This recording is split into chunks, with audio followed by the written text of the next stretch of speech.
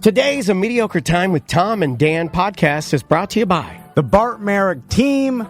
And here's the thing. We're open, baby!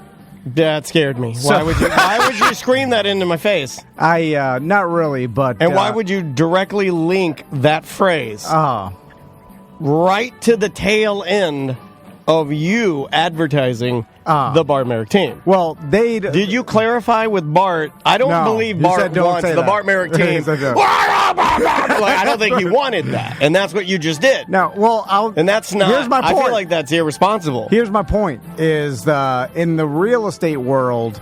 That's what it seems like, because people are buying and selling crazy. Oh, God. It's like everybody's cooped up for a year, and now they're selling and buying their houses, and there's a lot of people moving to Florida. Real estate is just going up and up, and the houses are going like multiple offers above full price when they get listed. It's crazy out there, and that's why you need the experience of the Bart Merrick team, because they have been doing it this whole time. They know this market. They know what your house will sell for. You know, it's like they have the insane experience. So why didn't you just say that instead of yelling, "We're open, baby"? And we have a guest on the line. I still don't know why you called this lady. Well, it's a client of the Bart Merrick team that just recently, I'm not sure if she bought or sold.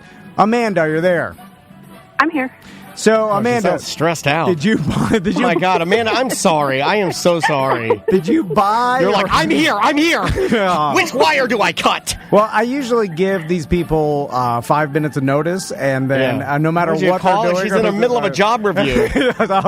She's getting her yearly job review to see if she stays with the company or gets a raise. And you called her. You think most, I guess these type of things would give someone a week or something, or like something like, hey, this date. I text them 5 minutes. That's called being organized. Yeah. You just say, be organized. You don't say, you would think that this thing, you would tell the person to give them like a week. What does that even mean? So, Amanda, did you buy or sell a house with Bart Merrick team? We bought a house. Okay. And how was your experience? Did you work with Bart and Crystal, or one or the other? So we worked primarily with Crystal. There were a couple occasions when Crystal couldn't make it, and Bart was right there, to help her out. But it was a pretty great experience overall.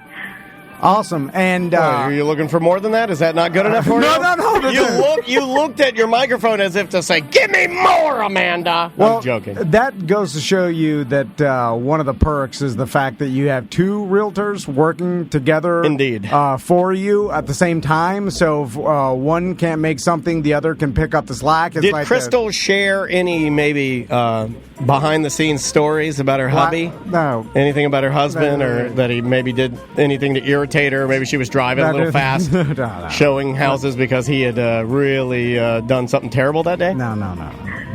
No, she never brought anything up. Crystal's a professional. Oh, okay. Damn right she isn't. It's What'd a good thing. Did you say we're open? I said to switch your business tag to that. I like how you eliminated the baby part, because if you said we're open, baby, that's disrespectful. No, yeah. We're open, sir. I've copywritten that. It's easier to get sued. Well, Amanda, hey, thank you so much. We're super glad that you had a great experience. Congratulations on your brand new home. And is there anything else that the bad part of the Bart Merrick team, which is you and I? Oh, yeah. Because we're kind of like the mail room guys or the interns. Yeah. Is there anything else we can do for you as a valued client? No, I mean, Crystal went. She truly went above and beyond. She did things that we didn't really think that she had to do, but as a professional, she like super took care of it. She'll smash the ceiling fans down with a Louisville Slugger. Yeah. Anything you want. Whatever it takes. I told her. Whatever you need. All right, Amanda. Well, thank you very much for using the Bart Merrick team, and we'll talk to you soon, okay? Okay, thanks, guys. See ya. See ya. Oh, boy, you caught that lady off guard. Nice job. It's like, can we call you in 5 minutes? Go! It's BartTheRealtor.com. Live from the Streamline Mortgage Solutions studio, it's Orlando's own Tom and Dan.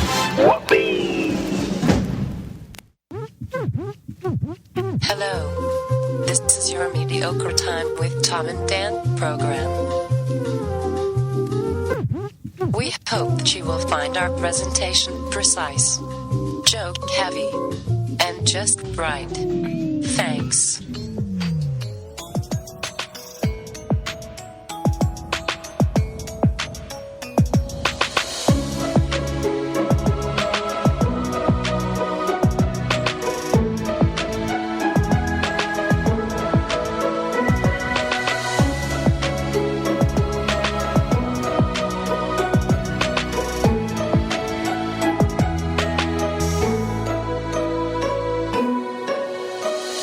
Welcome to the Friday Free Show of a Mediocre Time. Hey. It is a Friday on a Monday, but it's really just a Monday that we're pretending is a Friday. Welcome to a Mediocre Time with Tom and Dan. I am Dan. I'm Tom. Samantha, our producer, is here. Hey, Sam. Hello. What's shaking? Things are shaking. Yeah, there's a lot. Well, the kids upstairs are jumping up and down. Yeah. Butler's here. Hello, Butler. Hello. Oh, sorry. Aww. Wrong microphone. I always go red and green. There you go, buddy. Hello. Sorry about that. Seth's going to be here in a minute. What? He is indeed. He had a doctor's appointment. Oh, He said shocking. Shocking. He had a doctor's appointment. But he said they found what's wrong with him. Oh. Like we have, Tom told me we are guaranteed like A diagnosis? or a revelation or something. We're getting something today from Seth to find out, I guess we'll kick that around a little bit. You and I got one foot in the snow. Something wrong with him. Yes, we're doing a Friday free show on a Monday. I started thinking about this just as the music started playing. Yeah. And I was like, God damn, we just did this. Yeah, we did. Just did this. And then I'm like, why are like We didn't have to do it. We could have just said like, and This we're was taking Tom's idea. vacation. I know. And This guy turned into a workaholic. Oh, my yeah. wife yells at me about this. I don't know if you get the crow. Oh, yeah. As well. I have a crow. I just don't, I'm not going to talk about it. You don't want your double crow. and My crow's in the chat room right now. we probably could have just told everybody, "Hey, we're taking a vacation," and then, I think we absolutely could have done that. and then everybody been like, "They're fine. We're taking a vacation. Like they'll come back next week, and I've got plenty of stuff to do or listen to. That's well, fine." they have a lot to catch up Other on people, too. Like, plus while we're gone, Monday through Friday, including the Monday best of through next Tuesday. including the We best have of, no- and then 2 extra days. There's like new stuff being released. Yeah. BDM shows we didn't do today, but damn, I released them. They're out. Pre-recorded, yep, they're yeah, out. I mean those are brand new. Those are out. Yeah. The videos are all up to date. You can go to YouTube, subscribe, Tom and Dan Live HD quality videos, and some secret stuff hidden in there. Some interviews that you won't hear anywhere but on YouTube and Twitch. Twitch has all the behind the scenes shit. If you want to talk about that, you get to see live Tom killing the fish with you were playing the part of Dobson in that video. You were dumping gallons of food in the tank and killing the fish. Sean comes in. I say he shit up the toilet with a meatball. There's a lot of content, Tom. maybe we're setting a dangerous precedent that we will never miss shows and always put them out. And then that way, if we just started lazy and just missed weeks at a time or whatever, then people would be like, "Oh, that's what they Seth's do." here. Yeah. I think Seth's running in the door here. And he looks happier than normal. All right, come on. yeah. Get on here. It's Been a a fun good Friday. diagnosis. It's Friday on a Monday. Yeah. Oh, you got good news. Yeah. That's what he's addicted to. That's breaking news. You get to watch What do it you live. What do you smell? What is it? fishy? What? That's our fishmong. No, What is it's that? gone. What, over there? It smells kind of Fresh laundry? I've never What smelled was like it? this before in here. That's a I'm not Claudette. joking. I'm not even joking. That's a Claudette. Trav has Plug been it. farting all morning. Yeah, he's So fart bad. crazy. Yeah. It's dirty underwear smell. I could have started Could be my myself, sandals. yeah. I don't know. my God. Did you put your it's foot kind of like a deodorant dirty on? sandal smell. Yeah. Yeah. Okay, Oh, that's it what is it this is. fucking stank ass. Well, that or the fish tank was been giving us. I ate Chick-fil-A biscuit this morning, and I've been eating healthy, and I spray diarrhea. I had to wipe the inside of the toilet Oh, because it shot up the sides. It did. How did that happen? I don't know. Pure force. I think it hits the water, and it's so oily, it just dances off the water like you're skipping a stone. That's the .com. I blamed my spray. So when I had the colonoscopy, Well, I don't have a gallbladder, so when I eat something that is fried, no matter what, it could be it could be a corn chip. Yeah. I'm going to spray diarrhea everywhere. I have a pool bathroom, and last 2 weeks ago, In the pool? yes, inside the pool. That's well, badass. yeah, that is a giant bathroom, to be honest. No, but I the mean, pool you should be bathroom. able to shit in there. So yeah, I was in the hot tub the night I was drinking that stuff for the colonoscopy. And Well, it- I didn't even know you had a colonoscopy. Oh, I thought Why were you drinking yeah, that you while did, you were you in a hot tub? For sure you're And going to then shit up because the he's a hot No, tub. king. that was stupid of me. But I got out and used my pool bathroom that's there, but it was projectile diarrhea everywhere, and I didn't realize that I got it. Yeah, Everywhere. it goes up into that area And that you never look at. That occasionally has a black monster that falls down. Exactly. Everybody knows what I'm talking about. up. Don't act like you don't have it. Everybody has the area where the water I know comes exactly out. what you're talking about. There's Right above an it. area where like this big. even if you're the cleanest human on the planet, eventually you're going to get a black monster in there that falls down and scares you. Bad toilet design. Like, It is. Why make nooks and crannies? You don't need nooks and crannies. The modern day toilet is basically an English muffin, and it's a Thomas's English muffin. It needs to be. It needs to be like the nose of the space shuttle, streamlined. Yeah, but I had my house cleaner clean it up and I blamed it on a party. I was like, oh, it must have been a party a couple weeks ago. Somebody used the bathroom. Have you ever really looked at the nose of the space shuttle? They weld it with tiny little rivets, so it needs to be smooth, one-piece technology. So you told your housekeeper you have a COVID party, and now and it wasn't me. I felt embarrassed. I didn't want to clean it, so I had her clean it. She knows goddamn well it's you. Yeah, she knows. Well, it is a pub. I have my mother-in-law. It's not a public toilet. You were going to say it's not. It's your private bathroom to your outside. rich person pool. Yeah, that's what it is. Yeah. I feel like cleaning ladies know the most about their clients because the cleaning ladies here do. And my cleaning ladies, I don't hide anything anymore. Like my bedside table, Whitney Houston.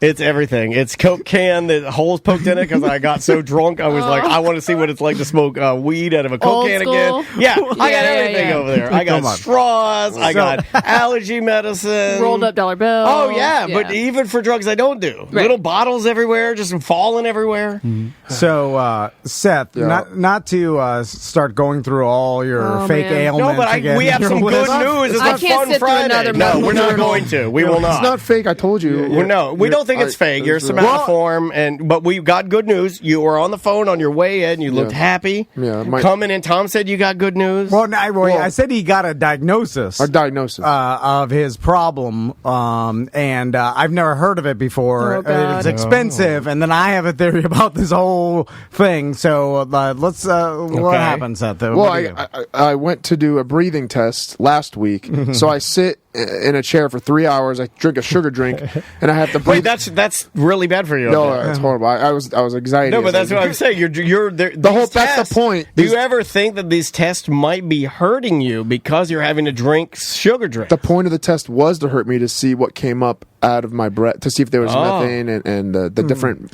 gases that caused the problem. Could your doctor just look at your Instagram and see you running stadium stairs? Oh, that's the problem. Everyone thinks that I'm healthy, and it's bullshit. Yeah, that's a farce. Well, if you could run stadium stairs, would you? Okay, I think your breathing's fine. Tom and I were talking about this. That's my intestines. Tom and I were talking about this a little in the morning. And I never asked you this question, but I think there is even though I understand where you're coming from more than anybody in here ever will, there is a difference. Do you think that it's possible for you to go to the hospital, get it, like if there was a thing, and get a test, and then it come back and then they say you are complete, there is nothing wrong with you? Because unfortunately, because of just time, that is you're never going to get that answer. No. Is that what you're looking for? Yeah. Okay, yeah. Oh, man. Then we need to get But I did almost get that kind of because what'd you get? Because I did get total, like every blood test you can think of I got done. And I got scanned head to toe.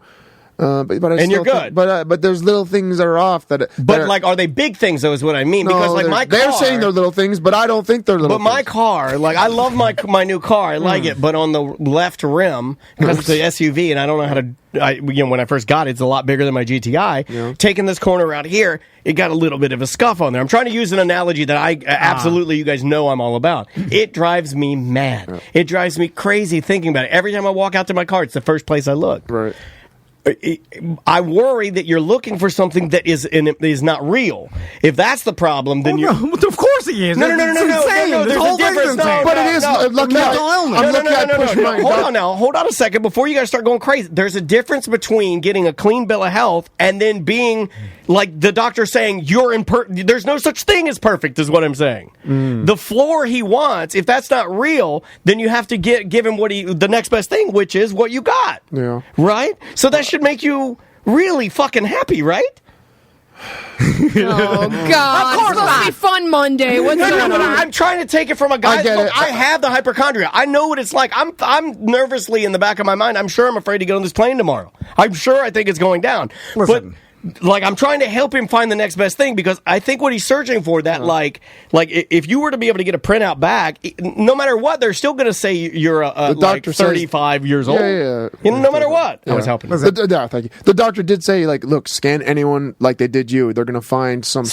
Right. They're going to find something small. You should get a second opinion. I'm glad Daniel brought up cars because I did think of this analogy. Like, say you got a guy that takes awesome care of his car. He puts non-ethanol gas in there, changes the oil literally every time he drives it. He polishes it, keeps it in a garage. Like, everything possible maintenance-wise you could do to a car to keep it perfect, right? But the car's 42 years old, right? So no matter what, 41. Even if you do everything you possibly can, there's going to be some rust on a bolt you can't see. There's no way because it's a 42-year-old car. I get it, but I shouldn't be in that. I should be in the lower age category because of how healthy I shouldn't be having anything with how healthy I am. See that a 32-year-old car is still old. Yeah, that's what I'm saying. It's got a little rust. It's like no matter what. You can go back to 20-year-old car. Even 25. But I shouldn't have more than the average. I definitely should be more. You can fuck 20-year-old cars all day long. Yeah, let's jump to the good news. The good news is I told you on the text that my insurance wasn't. So I got diagnosed with SIBO, small intestinal bacterial overgrowth.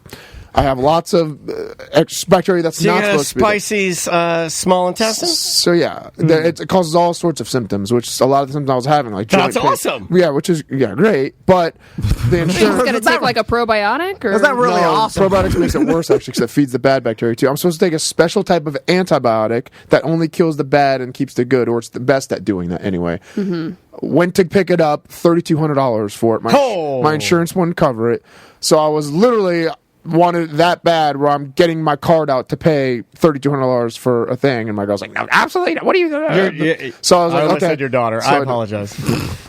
No, I do it. Sorry. So I called the insurance, called the doctor, back and forth. Finally, after arguing, I went off. He's got a spicy little intestine. Yeah, they said that my doctor needs another pre-auth of why exactly I need this type of medication, and I literally, as I was walking in here, called the Walgreens, and they said yes. They sent it over.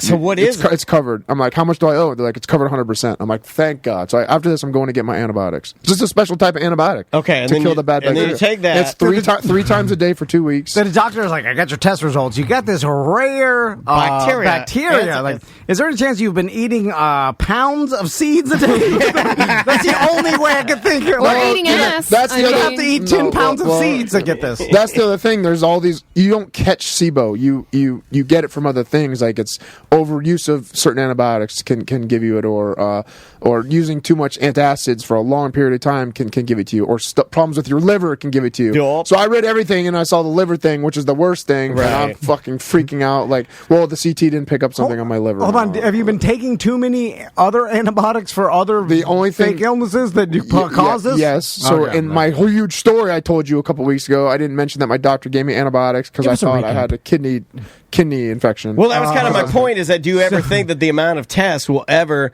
become, and we might be there, like, a detriment? Yes, like at some point, the CTs with the I was like, hey, am I getting too much? Am I going to give myself cancer by getting all these CTs? Like, you have to do this for blah blah blah a certain amount of time, a long time. Like, I'm doing it. Like, I'm doing it, I'm like, it's definitely open. The only way you can get this cancer if you had upwards of 400 MRIs. And I started counting I started counting my total CTs and stuff, and I'm like, shit, my theme song is actually correct. 1,000 MRIs. Like I've gotten a lot. I lost count of all the CTs that I've gotten. Does it make you CTE all come together? See you next Tuesdays. But then I'm telling you, this. I also, my doctor wouldn't give me some blood tests that I wanted, so I sent away for my own blood test last week. To who? Jerry's blood test? It's getyourselfchecked.com. Some self-check there. Now, where are we at on therapy, though? Well, I haven't done that yet. No, that's the problem. I want to find out my physical problem. I promise you, man. I've been meditating. I do care about you. I sat in my dojo. I love you. I sat in my dojo last week. No, you need I had the lights off. I had the soundtrack for The Last Samurai on. No, yeah. and I breathed in my nose and out my mouth. And I tried to relax. as best as possible. I mean, it's not... I'm gonna say therapy. I'll go with you if you want me to. I got some. I was vigilant in going to the doctor saying no. Yeah, you were, and they found. See, I wonder if the doctor had. I wonder if it's like one of those things where no matter what, you're so healthy that of course they were going to find that, because that's just a thing that this isn't just a thing. This feels like my stomach. I'll have pictures. My stomach is out to here. It looks like a gunt, and it feels like I'm getting stabbed with a knife. So you do not have a gun. You got a lot of gas. Well, no, it feels like it's not even gas. It won't come out as gas. It just feels like there's like. My intestines swell. Almost like it's an anxiety. Almost like it's your brain telling your muscles and you're like, okay, yeah. But now I sound like you. You can't fake that. You can't. My breathing, the gases. But that's what I want you to know. The bad bacteria. I'm not saying it's fake. Okay. It's 100% real. I just think the diagnosis shouldn't be anything here. I think it should be all up here, because I think if they go up there, they'll be able to relax your muscle. I think your brain is in control of all. Follow me this. Is it possible to eat too healthy? And I'll explain. Like, even so, I'm all about the science of nutrition, and I buy into. Oh, yeah, you're Mr. Nutrition around here. No. I don't do it. I don't have the discipline to do it, but I understand where it's like, okay, the human body's evolved over hundreds of thousands of years on this kind of diet. Obviously hunting and gathering, so you're not supposed to eat too much meat, only sparingly, because you run across meat sparingly, and then the rest is like a veggie diet, a lot of fish and things. Lots of bugs. That's what they ate. Bugs and stuff like that. I ain't eating no bugs. But is it possible that occasionally, because like even the ancient humans, like you'd run across something that was bad for you, but you just gorge yourself with it? Yeah. Because like, so you killed like a beast. Oh, I'd be one of the first people dead, because red berries, I'm eating those first. Or like they look like candy. Is it possible something you ate killed too much of the good bacteria, which caused a growth in the bad Yes, bacteria? that's the most logical answer, is that I took the antibiotics for 2 weeks, and also I took a lot of antacids because my stomach was bothering me for an extreme amount of time. Yeah. Which both of those cause SIBO, which that could have definitely caused At least it, for they sure, gave 100%. your disease a really cool prison yard name. But for a disease. That's SIBO. Don't fuck with him. Is it ironic, Seth? You understand that you spent months looking for a problem that caused. Sorry, I'm so sorry. And that months of spending looking for that problem actually caused an eventual problem that you found, and now like here's a problem, but it was from looking for the problem and antibiotics and all the chat room. Like we got self-fulfilling prophecy. The chat room is kind of dialing it in. They kind of agree with what all do you of know, that. you assholes? They're actually. I'm joking. No, they're I'm joking. actually. I love you guys. Snake eating its own tail. I think it's gotten to a point where people hear this and they honestly are worried about you, and they want to get you some mental don't worry health. about it, because that makes me more worried. No, they want you to. No, because I think they look. Who's going to see the answer better than any of us, or especially you? Yeah. The outside world, and most people are thinking you would get a lot of relief, and that's a great word to use. I forget who said it. Shout out to whoever used the word relief. Perfect word. You need relief, and I think that's all up here, man. I think if you get into really hardcore, hardcore eating like that, the one I do, the tapping therapy and all that bullshit, it'll help you out. So now Tom doesn't want to see that though, because it'll destroy our. He'll kill his. He calls you. He calls you Cuckoo for karate. But also, you're his little karate pet, crazy karate man. The rest of us need to know you're crazy, because that way it knocks you down a peg. Yes, because but I'm not conceited whatsoever to begin with, so that's not nice. No, on paper, you're like. So no. Also, what's nice about you, Seth? I know. You photoshopped a picture of you licking my wife's pussy. That is a fact. I was like, that's too far. I get emails now, Seth. They'll be like, hey, you should lay off Seth. The guy has a problem with me. Why didn't you know this guy? This is the hippo guy. No, the guy that you wanted to cancil a year ago. I'm retaliating. And I'm bullying him for you, and now, I'm the bad this guy. This is for you. Yeah, I'm doing it for you. Bullshit. It's the hippo guy. Tom said you Photoshop yourself looking at my wife's pussy, and his two sons are on the side. Like, my God. I gotta show this to Tommy. I mean, look at this. No, don't show it to Tommy. I need him to see it. No. Why would you do that to your son? I only retaliate against you because every week you give it to me in here, and I don't do it every week to you. Oh my God! You want to? I want to, yeah. But and then also you're in here, you're complaining about all these things. It weakens you, so you're not the bully stage. So then when I see a weakness, I want to bully him. Yeah. okay. Anyway, The Photoshop was too crazy, though. By the way, It was. because the picture is so innocent. Like with the boys. Yeah. But can I make a critique though? that You need to have on shirts you've worn before, not new shirts. no, yeah, I hate new shirts. You look like a bunch of nerds. new. I'm like, look at those new shirts. I just Crispy. wanted to push your shirt down. Oh, because they're so nice. Yeah, because they're brand They're too new. stiff. Yeah, they're stiff, like brand new shirt. I love the way Right a out new of the shirt package. feels. Nah, it was But then stiff. when I look later, and then I get the lines over my titties.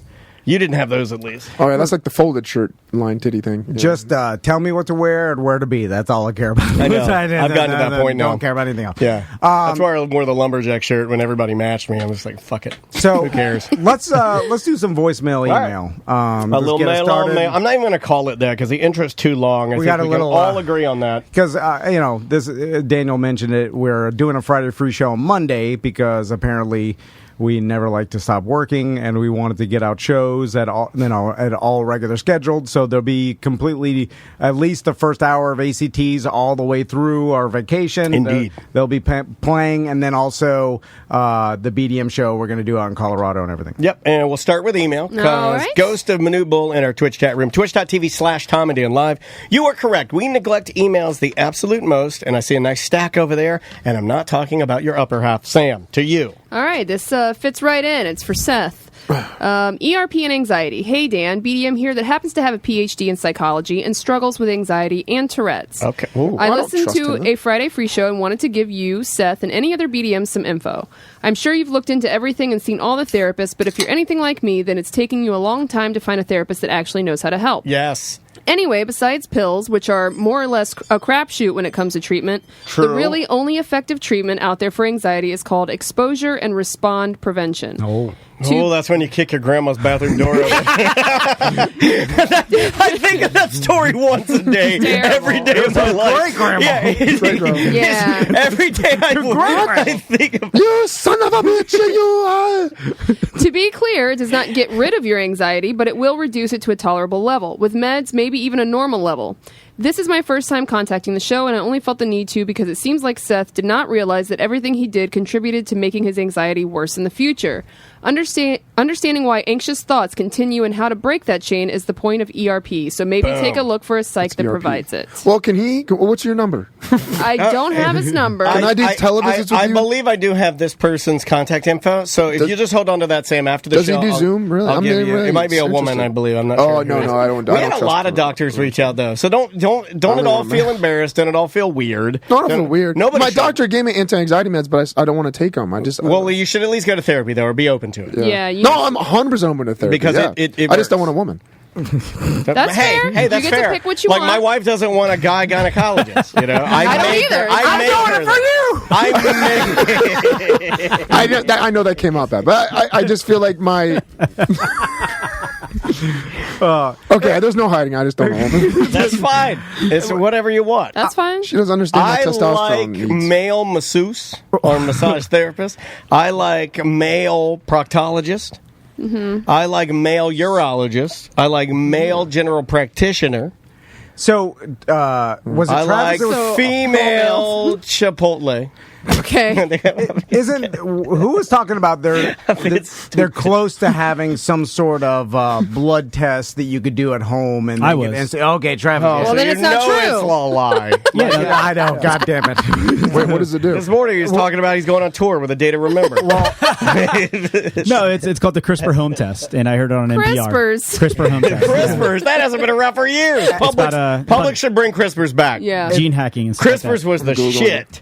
You could get a frozen yogurt and you could get a sandwich and a beer. But this is like, remember I was telling you, like some companies that make $1 billion off of hypochondriacs and people that are worried about Oh, for sure. Oh, my buddy in DeLand invented the at-home drug test kit for parents where you could test for marijuana. Oh, yeah. And they're loaded, but his son, we hated him. We hated him. We're like, your dad invented that. But people suffering with what Seth is suffering with will get that blood test every week just to get themselves, make themselves feel better. It's like, it's not even about, it becomes about like a relief. We've talked about this before, where like, and you get those blood test results and you're like, oh, still good. Do you do the same thing? I'm waiting for an Apple Watch that'll just do everything. But you'll constantly, all day, every day. You'll spend $15,000 a year on it. Do you do the same thing with fitness? Is one of the reasons you got into fitness and making your body like so physically fit, because when you're done with it, it's almost like you've done preventative.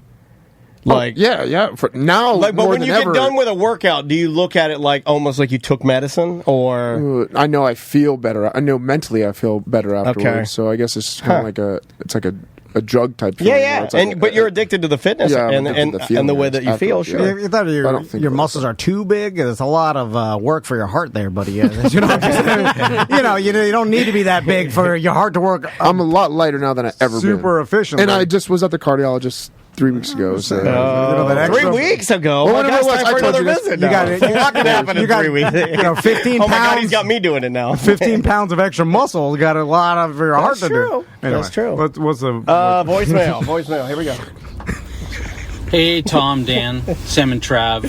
Just a talking point real quick. It feels like growing up, and even in adulthood, there would be often a rom-com in which there's a marriage or there's a wedding, and then while the bride and the groom are at the altar, the bride runs away or the groom runs away, and the entire wedding is ruined. I've been to quite a few weddings in my life, never experienced this. I've never heard anyone anecdotally experiencing this. How realistic do you think that is? Have you ever experienced it? Do you think it happens often? Thanks. That's a great question. Yeah, I just watched a show. Actually, this one was one of the weirder ones. I'm still watching finishing up that show, that Anne with an E, Anne of Green Gables Netflix show. And they have a teacher, an old schoolmaster, and he happens to be closet homosexual. You can tell that he's repressing his true feelings. I mean, obviously it was a different time, so why wouldn't he have, right? But he is getting married to this girl, and then she stands him up at the altar for fear of her not getting her own independence of going to school, and then he kind of has to move away. But apparently it happened a lot at that time. Yeah, it seems like a time period thing where, like there was a lot of arranged marriages and like things. But I wonder if we have a friend that has had a lot of failed engagements that we could talk to about. What? I'm doing it for you! So, Seth,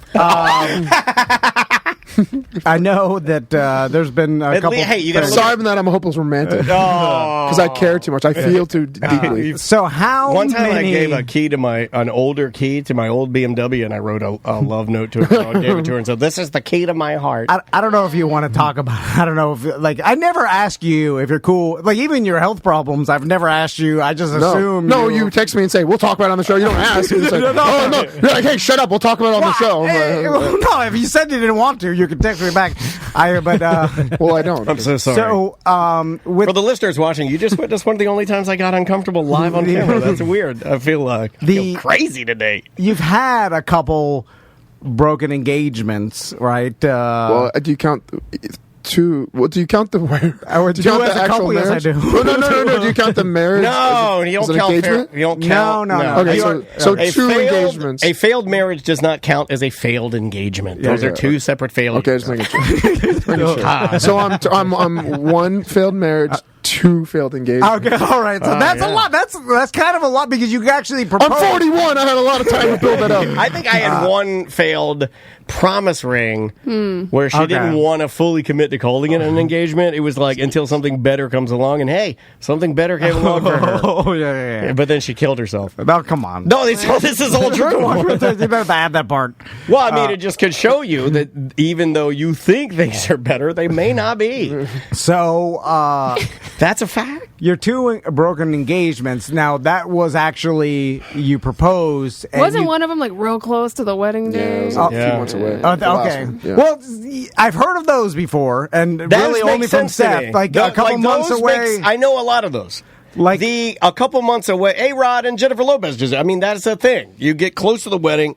And it falls apart, or because you need more space. It wasn't going to work out. Maybe things got started. But you did all the planning. You didn't think about it while you were doing all the planning? No, you were blinded by something that wasn't even real. I thought things would get better, and they didn't, I guess. So, did you have any deposits down for venue? Oh, yeah. Oh, really? I lost $4,000 on flowers alone. Oh, my God!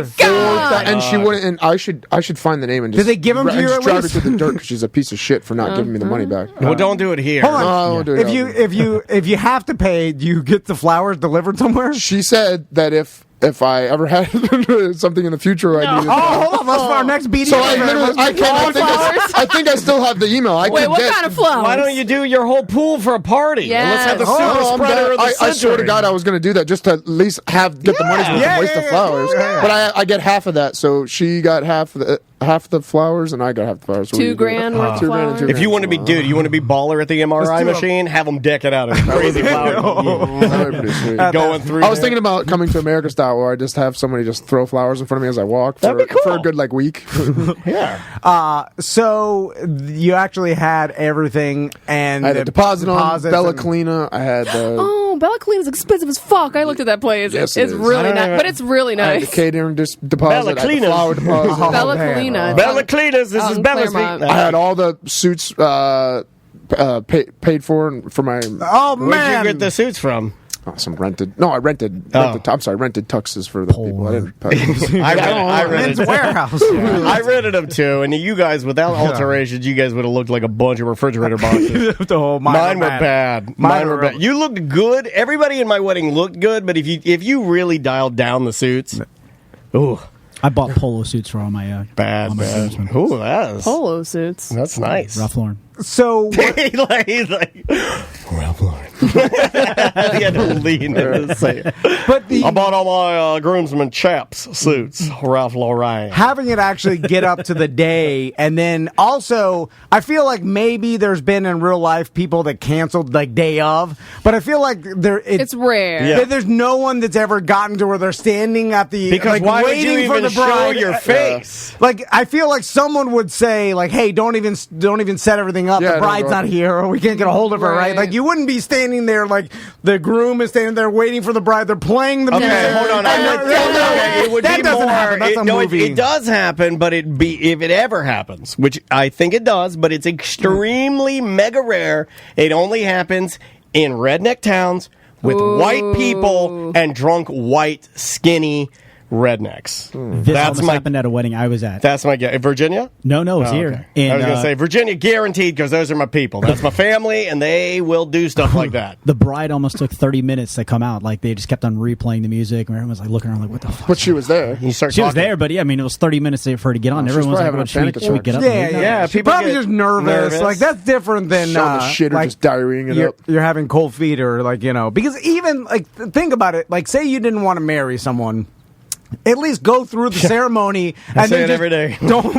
Don't get the marriage license sent in or whatever. Right. You know what I'm saying? Like, there's a lot of checks and balances to get to that point. And then you can do it and then tell everybody later, like, hey, it didn't work out. But at least go through the it's already paid for. Yeah, it's already paid for. I also have and it's not legally binding. It's the stuff afterwards that's legally. There's plenty of fake marriage. I also have a theory that something bad doesn't necessarily have to be you, but something bad happens at every single wedding.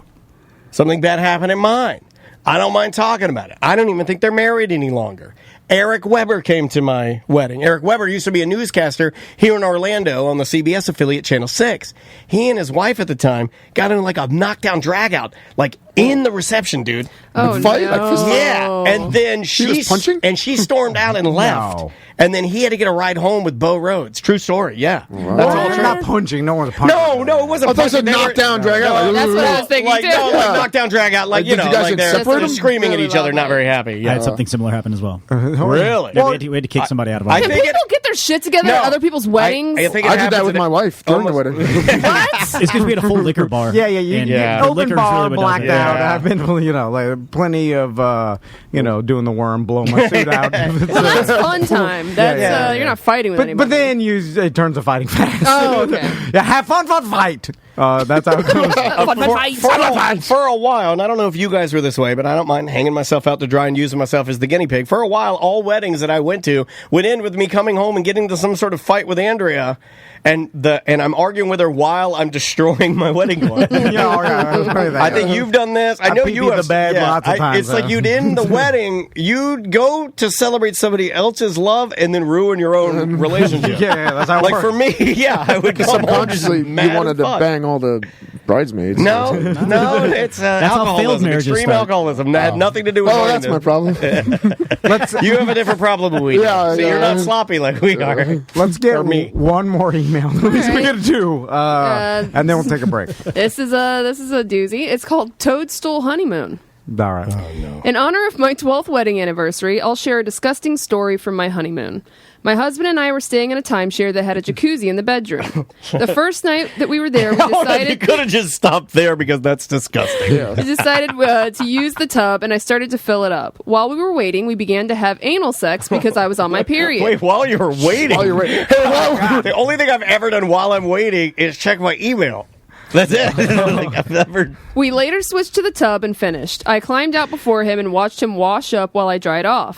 That's when I saw it. A little turd flying through the air as he washes his face off like it was a Noxema commercial. I didn't say anything, and later in the bed he found another turd and a third one on the floor. I fessed up and told him there was one in the water too. What are you, a 16-year-old dog? That was the best and only sex we had on our trip. Oh my God. What are you, a tumor dog? Walking around like Caesar the dog having 16 turds fall out of your ass? That's fucking my God.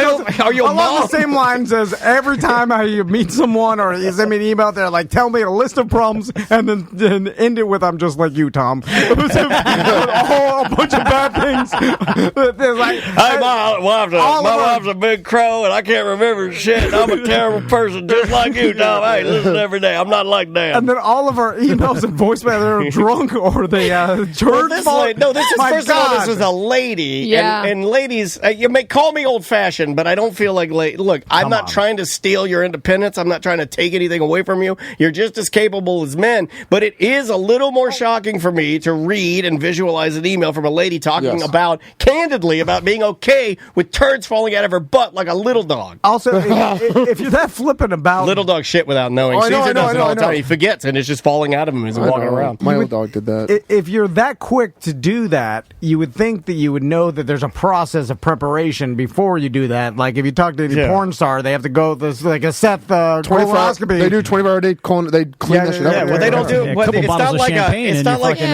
you're not running an office. You got 2-minute anal. Like it's like, what are you doing? Like who does waiting anal? Anyway, let's take a break. Oh my God! Why did you pick that one? My SIBO is acting up now. It's your fault. Why would you even go into that one? Well, I thought I feel like we're related. Speaking of emails, we're going to have a bunch of bad ones coming up after the break because I figured it's St. Patrick's Day this week. So in honor of that, I noticed you had your Kiss Me I'm Vaccinated shirt on, which is weird. I thought that we could do most embarrassing I got drunk stories in honor of St. Patrick's Day, and I figured the BDMs would have a few, and they did. Oh, yeah. And Samantha had to read them this morning. Yep. But she laughed a lot, which is a good sign. The name of the band is Black Cat Review. The name of the song is The Conspirator. Enjoy this. We'll be back with more in Mediocre Time.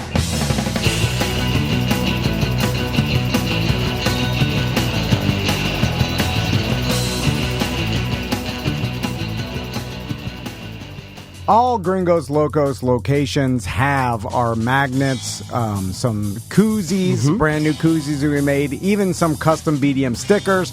I just saw a BDM post that she got a koozie magnet and one of those big Tom and Dan big BDM stickers that I believe the Milk District has those. But whether it's the Milk District, there's one on Michigan Avenue, there's one in UCF, downtown, of course. Obviously, their catering's open. Gringos Locos, if you've never been, I've actually still had some people that have like, hey, I've never had a Gringos Double D taco. That's and I'm like, oh, God. Well, that's where I would start if you've never been. And then, like, Tom likes the quesadillas. You could either get, like, chicken or you could get, like... that pork. Pork quesadilla is pretty damn good, I gotta tell you. Yeah. And they sprinkle, like, a little bit of salt on the outside of it with some homemade salsa. Don't sleep on their queso. Or, like you said, I see my mouth watering. I start to get... Yeah. They got good catering. Queso cones, I think you can only get those if you cater. You can get a taco bar, Double D bar. They'll work with you on pretty much anything. Multiple locations, 2 locations in the Amway. So if you do go there, when that thing's up and running, you're going to be able to get something better than just a stinky old hot dog. Yeah, 100%. And also ask for a magnet, a koozie, a sticker, because like I said, all locations have them. So when you're checking out, ask for one. That helps the relationship. Another Tom and Dan listener. Let us know. Here. But yeah, if you're thinking about takeout, it's awesome. And Lord knows I've used multiple times during the pandemic of just swinging through and doing that really quick right to my car, takeout with Gringos Locos. For all information, go to gringoslocos.com.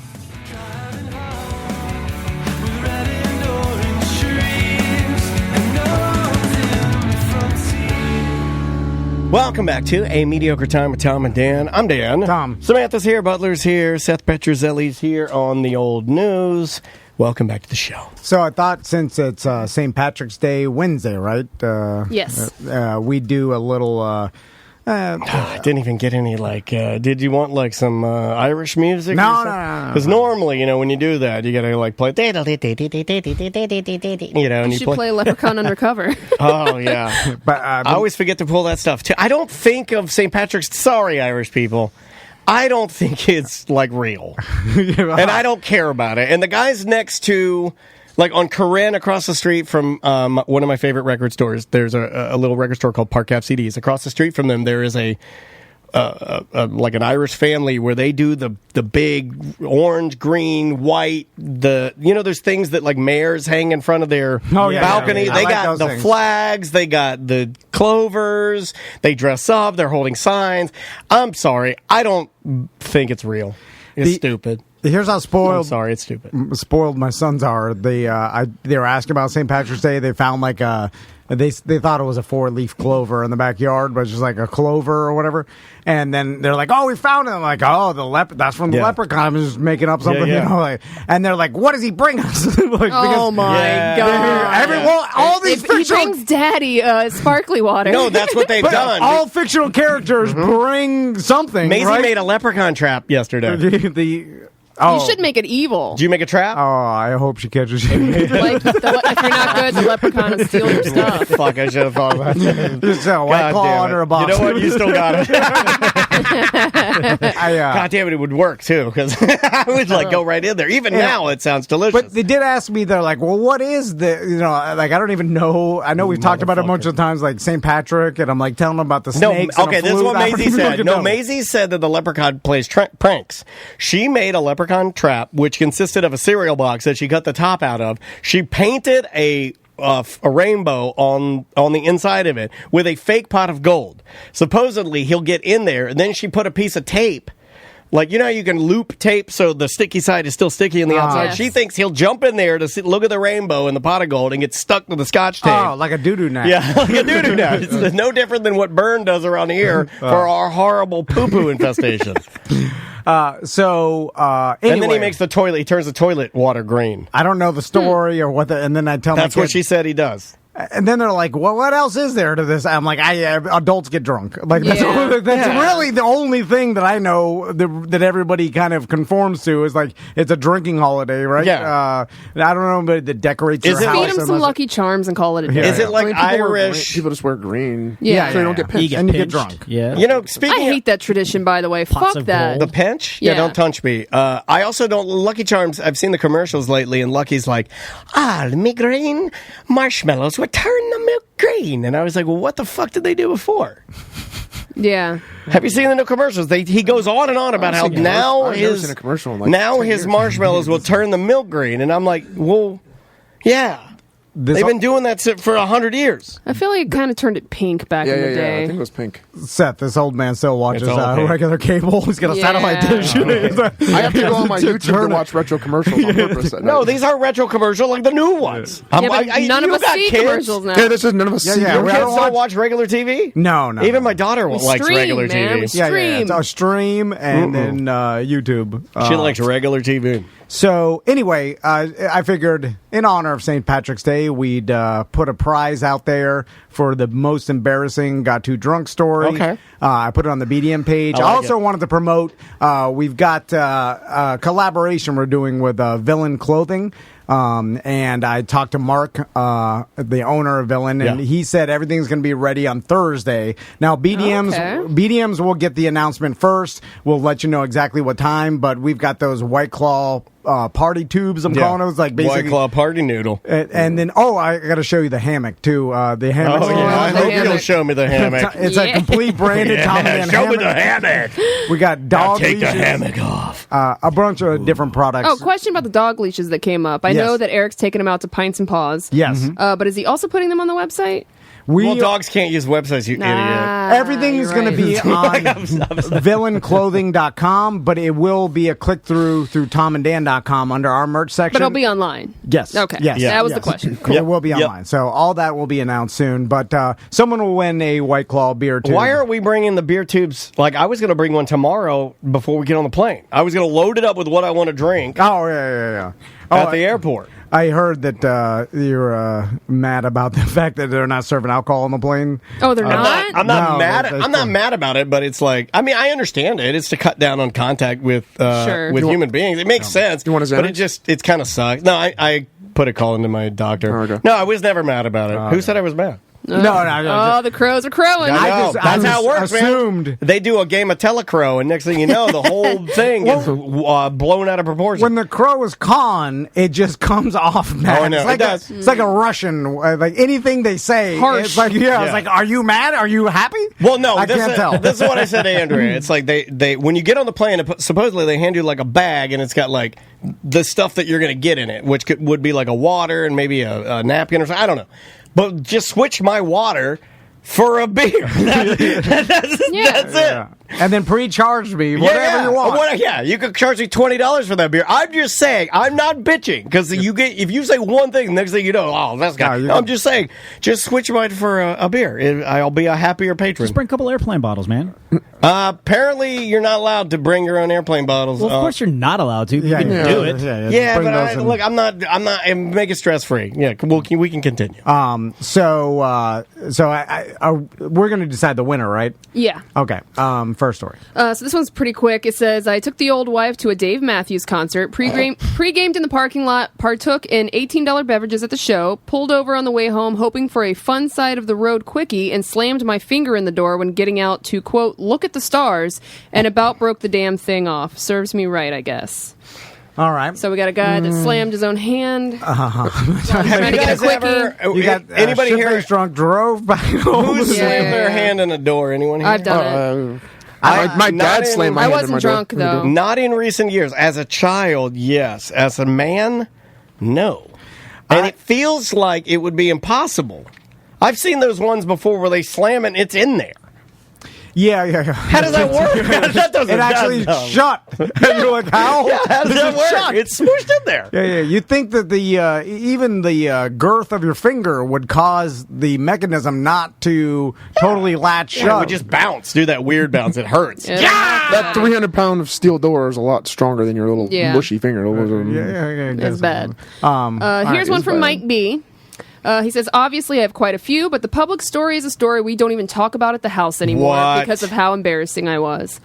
So it's a day off where my wife works, but at the time we weren't married, and I was staying at her place waiting for her to come home. So in typical fashion, I decided to get a little day drunk because thinking she would come home and we could hang out and enjoy the evening.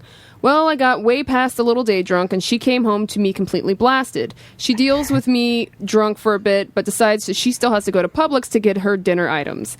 She was going to go just by herself, but I wanted to come. She persisted that I was too drunk, but I would not have it. I was going. She caves, and we set off to Publix. Hold on. At what point, if we don't know who's writing this, does it become abusive? We get in. She begins shopping. That's my B. That's fine. I vanish nearly immediately, and she finds me several minutes later in the soda aisle eating chicken tenders. She scolds me for getting tenders, and I proceed to place them on the shelf and walk away. Oh. I'm grabbing things and haphazardly tossing them in the cart, much to her protest, and she finally has had enough and shouts at me, causing me to get upset. Uh-oh.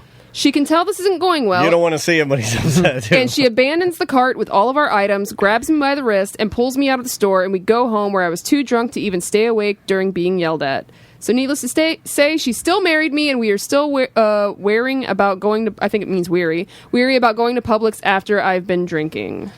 That's not that bad. That's not that bad, Mike. I feel like you've done a lot worse, Mike. Yeah, but it's one of those... I've done 100 things worse than that. That wasn't that bad. I agree. I agree with Tom. I have done... Oh my God! I have done more worse acting out drunk than you ever have. No, I don't think so. Well, I don't Peepee the best. Well, okay, let's just say, what is your catchphrase? It's close. But you and I have both done things worse than that. I think where that gets sad, though, is the last phrase. I think we need to think about what he said. He said, we still get weary about just shopping now. She has PTSD about it. Yeah, so that's bad. Yeah. Right? Yeah. Like, obviously, your wife will still go... It's embarrassing when you have to carry your husband out of a grocery store because he's wasted and he's acting like a baby. Did you say we still got married or we still were married? No, they got married. But they were engaged at the time. Yeah. They were not. They were just dating. Oh, they were dating. Yeah. Okay. I mean, Mike that was one of my lost engagements. One of the only people that I can think of who he can dish it out on a pretty consistent... duration. It's not like he, I know he's backing down a little bit now on the booze, but up until this point... Is he? That's what he says. I mean, okay. Up till this point, I'm saying, this has probably happened more than... Yeah. It's weird that of all the stories, like, you would think... Right. It's like... That's why I'm saying that one, I'm telling you, there's got to be... I think Sam might have hit the letters. PTSD. Yeah. It's most embarrassing to her because it sticks in her mind the most. But it's also, she probably has to go to that Publix every week for her groceries, and now they know her as the lady that brought in the drunk asshole. Do you ever eating chicken tenders in the soda Do you ever aisle? think that your loved one is leaving out things that you said because maybe they're just too embarrassed to even tell you how far you went? Probably, yeah. I think Andrea's done that with me. If I'm just being real with you guys, I think there are times when Andrea has I mean, she's a fucking saint. I mean, I don't need to tell you guys that, but I think there have been times when she has edited how angry or the dark place that maybe I went when I was talking to her to maybe make me even look better to you guys or even to myself, which that's fucking embarrassing. Trying to take some heat off you, Mike B. But it's also... Oh my God, is that my wife? Not even that bad. It might be... Mike B. But Mike, we got more stories to get to, though. Yeah. There's Mike, a lot we'll here. get to you in a bit. So this one says, well, I will start out by saying I don't drink much, but when I do, I go hard in the paint. I got invited to a buddy's birthday party that I had seen not much since high school that talked my wife into going. Besides me, she didn't know anyone there, and the party was at Black Hammock Bar out by Lake Jessup. I like Black Hammock Bar. So we go, and I'm having a good time, seeing everyone I used to chill with from high school, but my wife is miserable. Not because she's lame, but because she felt out of place. Oh, what, is she not sticking her head through plywood cutouts and taking photos, pretending to be an alligator? So she asked me if I could find a ride home, and I said yes, and she took off. Well, before I know it, I'm hammered, and when I'm drinking, I get real generous with my money, so I'm buying shots for everyone around me.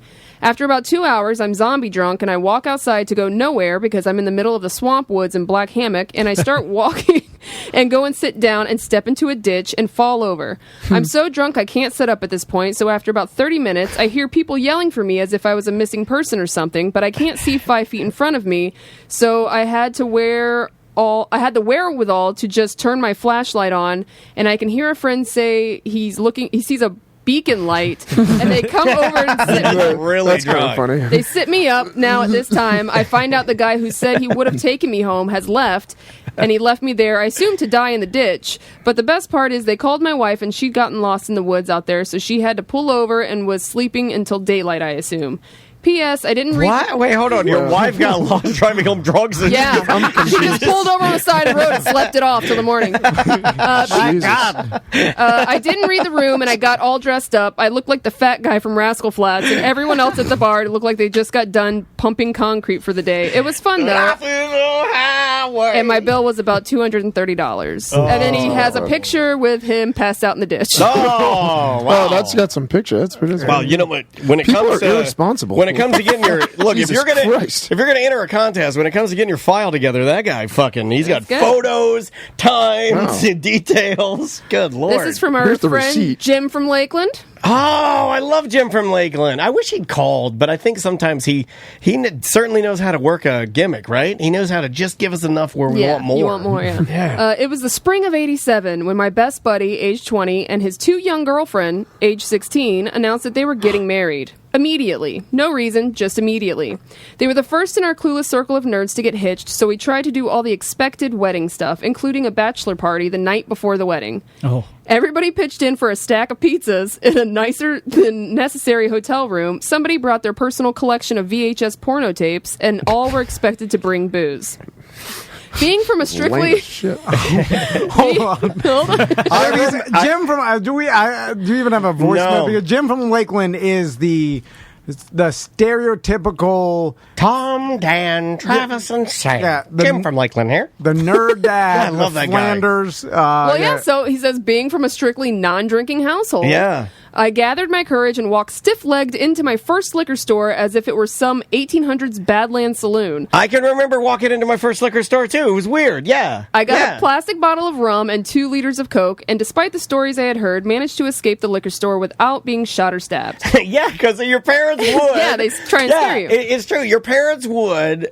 Well, not so much my dad. He was a bit of a drinker. But Mom looked at the liquor store as not a nice place to Like be. non-savory people. Yeah, exactly. Back at the hotel, there was a problem. The VCR would only play in fast forward, which put a distinctly unsexy cartoon spin on the evening's porn selection. Probably for the best. Since nobody else wanted rum and Coke, I figured I would give it a try. The rum bottle was 1.75 liters, and the Coke bottles were 2 liters, so the logical mix should be roughly 1-to-1. Why else would the bottles be sold in roughly equal sizes? Flash forward 2 hours, and several rum and Cokes later, we find young Jim mentally aware but physically paralyzed. Curled up under the pizza table with the high-pitched tropical bird sounds of fast-forward Randy West giving his best to fast-forward Christy Canyon in the background. So they're listening. still watching it They're watching fast-forward. fast forward. Hold on. He mixed the rum and Cokes half and half, and he doesn't drink. He did a 1-to-1. Who is... Oof. And like, has anybody in college? I made the jokes. Like in college, we did rent some porno. Like, remember I told you the Mealy the ass artist and Yeah, yeah. yelled at my buddy Justin. It was more of But a this is a bachelor party, right? Right. Who is stag renting movies. That's an old guy thing, dude. pornos? They're not renting. They're bringing their own bringing personal their own, collection. Yeah, no, that was a thing. Well, That's and- Jim's an older man. Yeah, this is the what are they, like, 87. 87, yeah, Yeah. the late 80s, and then but you're sitting around with a bunch of dudes, you're Yes. getting drunk and You know what? watching I porno. support it. Yes. I used to be anti And it. eating pizzas. I used to be There's anti. no- I mean, I did that when I was a kid. I used to be anti, and I used to give these guys some shit about it. But as I get older, I think it would be nice to get together with some gentlemen like you come and on. watch some adult movies and drink some White Claw 70s and have a sensible pizza slice. Seth will do it with me. Then I'll do it with you. Yeah. I'll jerk off with you. You're real. All right. Circle jerk. That changed the game. It's not a big deal, dude. But there's nothing. He's like, what it's no big deal. is I've there? done it a lot when I was younger. I'm not sure. Is there anything you could think of that would be fun about that? Like at all? Like the fact that you're watching some porno? Well, yeah, because you could talk with your buddies about it. Like, oh, that bitch, that guy, This look at the size of his hog. Your quest to dial down what fun is, in a lot of ways, the question you ask is because it has been perpetuated because it's something that's naughty, it's something that's not done. Like even the old bachelor parties that you would throw, it wasn't that they were fun. It's just what we thought. It was the preconceived idea of what we need. It was almost like a stereotype, a construct. It wasn't even real. Well, it was just like, what do we need for a bachelor party? You have to have naked women. You have to have fucking. You have to have You have to sex. have alcohol and sex. Hiring the stripper to come over and There's more. Oh, okay, but Jim. that I can understand. But just watching the porno, that was just the warm up. That was a warm up. That was to get- Yeah, you just I was gotta gonna get the get blood flow. flow You into gotta that get thing. flow. frothy. How long does it take to Yeah, get that's the boner? Yeah, that's just to froth your And it was withers. short because everything was in fast forward too. It's the 80s. It takes longer. Then. Yeah. my gosh. Somewhere along the line, there was a stripper, but from under the table, I only saw a pair of medium tan, low-heeled professional dance shoes. Whoever she was, she had aimed for the stars and landed among the nerds. This made me vaguely sad, so I threw up pizza and booze into the members-only jacket, which was my pillow, and fell asleep. Early the next morning, my friends helped me into the shower. The jacket was a loss, but I still felt great. Fantastic, in fact. But hungry. The wedding was still a couple hours away, so I nabbed a half dozen glazed donuts and a quart of milk and ate the whole mess in the car on the way home. I hitched a ride to the wedding with my brother since the donuts and milk weren't sitting right. My rented tux looked good, but I was feeling worse by the minute. We had to stop twice on the way so I could kneel, full tuxedo, in strangers' pee-pee sprinkles and retch into 7-Eleven toilets. By the time we got to the church, I had to lay the car seat back and couldn't move my head for fear of vomiting.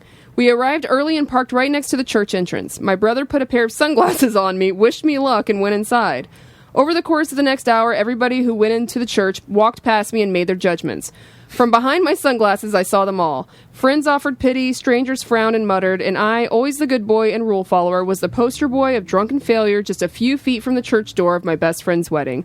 This was almost 35 years ago, and some of my friends still think of me as the passed out in the church parking lot guy. Can't they park the car somewhere where everybody's walking into? They're shaming them. They're shaming them. Why do you have to kill the idea that I have now that Jim is like an audio 80s movie? Like all he was of Weekend these at Bernie's. things, yeah, all these things he does are so good. Yeah, don't kill it for me, man. I'm loving it. And also, you didn't have you couldn't have got it together to walk inside and stand. Man, I remember. When that you're was probably his very first hangover. I right? remember. Yeah, but I remember. Well, you're a pro.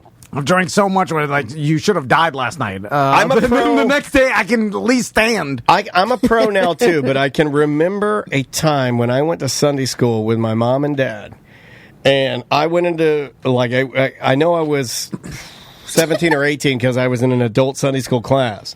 And I didn't go very often. I normally would ditch out to go surfing or have my Sunday with my parents, but it meant a lot to my mom, and I already knew I was kind of in trouble for coming in late, and I'd gotten hammered. And I remember sitting through that Sunday school class was the hardest. It hurt so bad. Nothing has hurt that bad. Through Nothing. Sunday school? How old were you? I don't even think the death of my parents has hurt as bad. No physical pain. I mean physical brain, head pain. I remember sitting there, and as the guy was reading, I thought, I'm going to go crazy. I'm going to go insane. This will never stop. Yeah. How do I get this to stop? I forget. I remember what I was wearing. I was wearing green, camo, what are they called? Cargo shorts? Cargo pants. And then one of those, remember when mock turtleneck sweaters with the roll down neck were popular? Yeah. And I had that. It was the like hell a were you weird, wearing? and then I had a weird dickhead Rob Thomas haircut where my head looked like a dick head. It was shaped like a cock. I remember it. For all of what we just said about our listeners and the horrible emails and stories, these are not that bad. I'm making them progressively worse. Okay. I worked at Best Buy on Alafaya in 2003 doing home delivery and installation. We found out the company was laying us all off and moving to a third-party service to save money on trucks, gas, and insurance. The team felt bad for the guys at our store getting let go, so on our last day, they took us out for drinks and food at Gators Dockside and Waterford Lakes. Big spenders. People started buying me 2-for-1 shots of Goldschlager, which I started... Oh, it's bad. Man, I like Goldschlager. I like Goldschlager once. Syrup. I started pounding and then moved on to the pitchers of Bud Light. After about 6 shots and helping finish... Are those big ones that are that are refrigerated, and on the side, have you seen the side? On the side, it's the granddaddy. Of the Bud Light yeah, picture? It's huge. It's a giant, it's like a monstrosity. It's like a trophy. It's like the Stanley Cup. Yeah. After about 6 shots and helping finish 2 pitchers, I downed about 20 wings and some fries. Then I moved on to the dance floor area where a bunch of UF and UCF cheerleaders were hanging out. Wait, there's a dance floor? He put quotes as dance floor area. It's over by, we have one over here. It's over by the machines, the jet ski machine my daughter always has to play. Yeah, Hydro Thunder. I'm over there. There's some fat dad booty dance. My daughter. Excuse me, my daughter's playing Hydro Thunder. Can you go boop somewhere else, sir? I'm gonna go have lunch with my wife at Gators and then go slow dance next to the jet ski. Sir, they do not slow dance, sir. Kiss My Rose came on.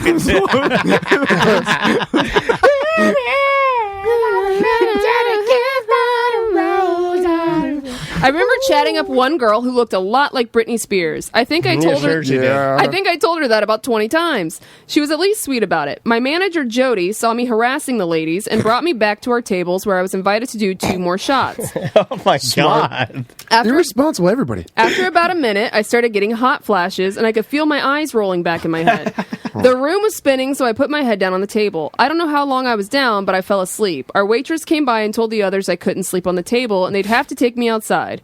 Jody and his roommate Stephanie loaded me into their Isuzu rodeo to take me home. You know, can I pause you for a second? The thing I hate about this right here, I've been this before, and tell me if you remember being this before, and you too, Butler, and like Seth, for some reason, I can't see you being Wasted this way. shit? No, I know you do it probably as much or better than anybody, but I've not never, lately but at I've all, never but seen before. it. Yeah, right. That's what I'm saying. You've heard it. But do you know what I'm talking about? I don't like it when people people are not aware that we know you're doing it, but we are aware, and we are completely 1,000,000% all knowing that you're talking down to me when I'm drunk. I know you are. And I will never forget it, by the way. Oh, well, yeah. Like the times when I'm drunk and then people are like, hey, so what have you been doing? And they're always talking to me like I'm an Irish cop. They're always, so what have we been doing? Hey, so what are we getting into tonight? And I'm like, you're doing a little bit of the R. Okay. Yeah. And It's the bully. I will remember. Your bully is super I drunk still people. know people that I used to work with that did that to me, and I may not be able to do anything at that moment. Mm-hmm. But there will come a time when I will be able to act. It is logged, and you will get yours is fucking coming. Jody, being a little tipsy himself, started driving and was weaving all around the parking lot. He couldn't figure out where the exit was, so he kept looping in circles. I do that when I'm sober. All the fucking time. That's a head injury, sir. Don't say that. It felt like Mr. Toad's wild ride. My head started spinning again, and I was cognizant enough to put down the window. I started barfing in circles. I started barfing out the window all down the side of Stephanie's door. Meanwhile, everyone else is standing out front watching Jody drive in circles, with me emptying my guts all over the Winn-Dixie Gators parking lot. They eventually got me home to my mom's house since I was recently separated and left me on the porch.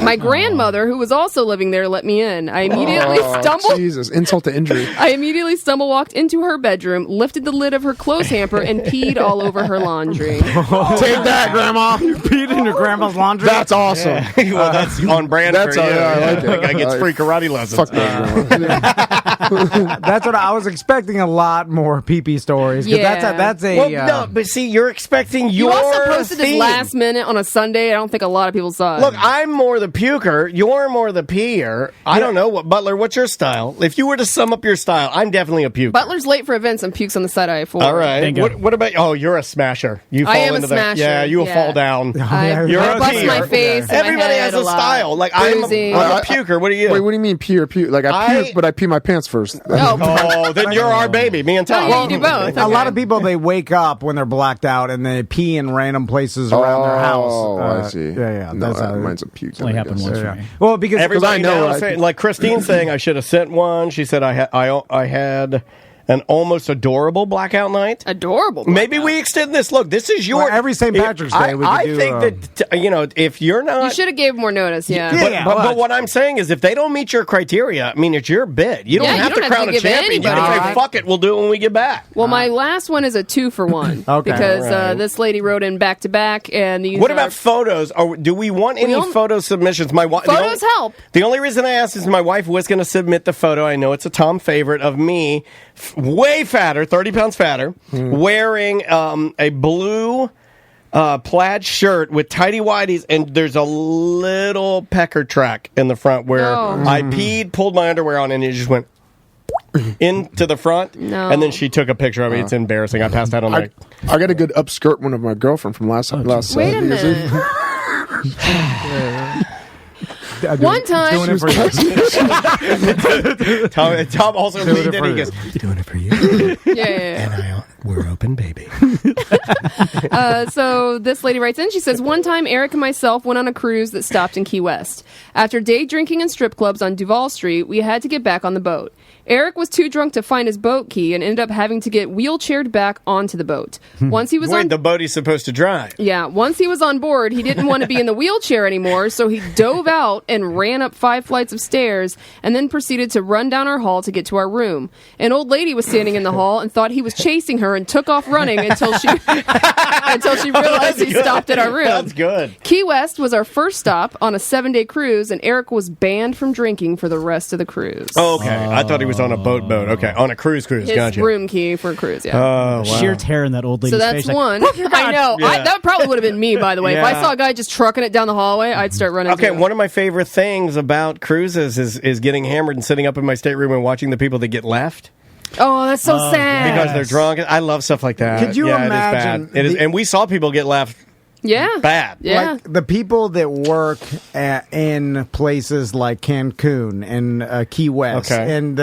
like Panama City, Party towns. like party Sanford towns. is becoming one, my friend. Yeah, you're right. Sanford? But Oh, yeah, dude. yeah. When's the last time Key you West went? is Central Man, Florida. Sanford is set up. It's a drinking town. It is set up for just a nice little drink and stroll. It is ready to go. It's all breweries and bars Golf and Are you allowed to, restaurants. but you're still not allowed to walk and drink like on those. In events, Yeah, there's events. events. Oh, events. When they have it, they'll have it blocked off. But they don't do like like a we block do party. here. Yeah, they block up full streets, so you Yeah. get like the whole area. Yeah, it's pretty awesome.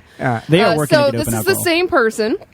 Me and Eric went to the Improv one night, and I decided to drink Jack, which I never do. Pause for 1 second. Mm-hmm. The Improv is the bar that I've seen the highest concentration of soulless people of any bar in Orlando. Just people straight up, because I think they go This is there. the Tampa Improv, but And yes. they get excited, like People Orlando get Improv. excited for comedy the shows. most people I've ever seen ejected from a building, like a bar that I've I seen it a few frequented, is times, the yeah. Improv. Yeah. I decided to drink Jack, which I never do. I ended up face planting out of my chair during the show and had to be carried out. Somehow, Eric gets me to his truck in the parking garage in Ybor.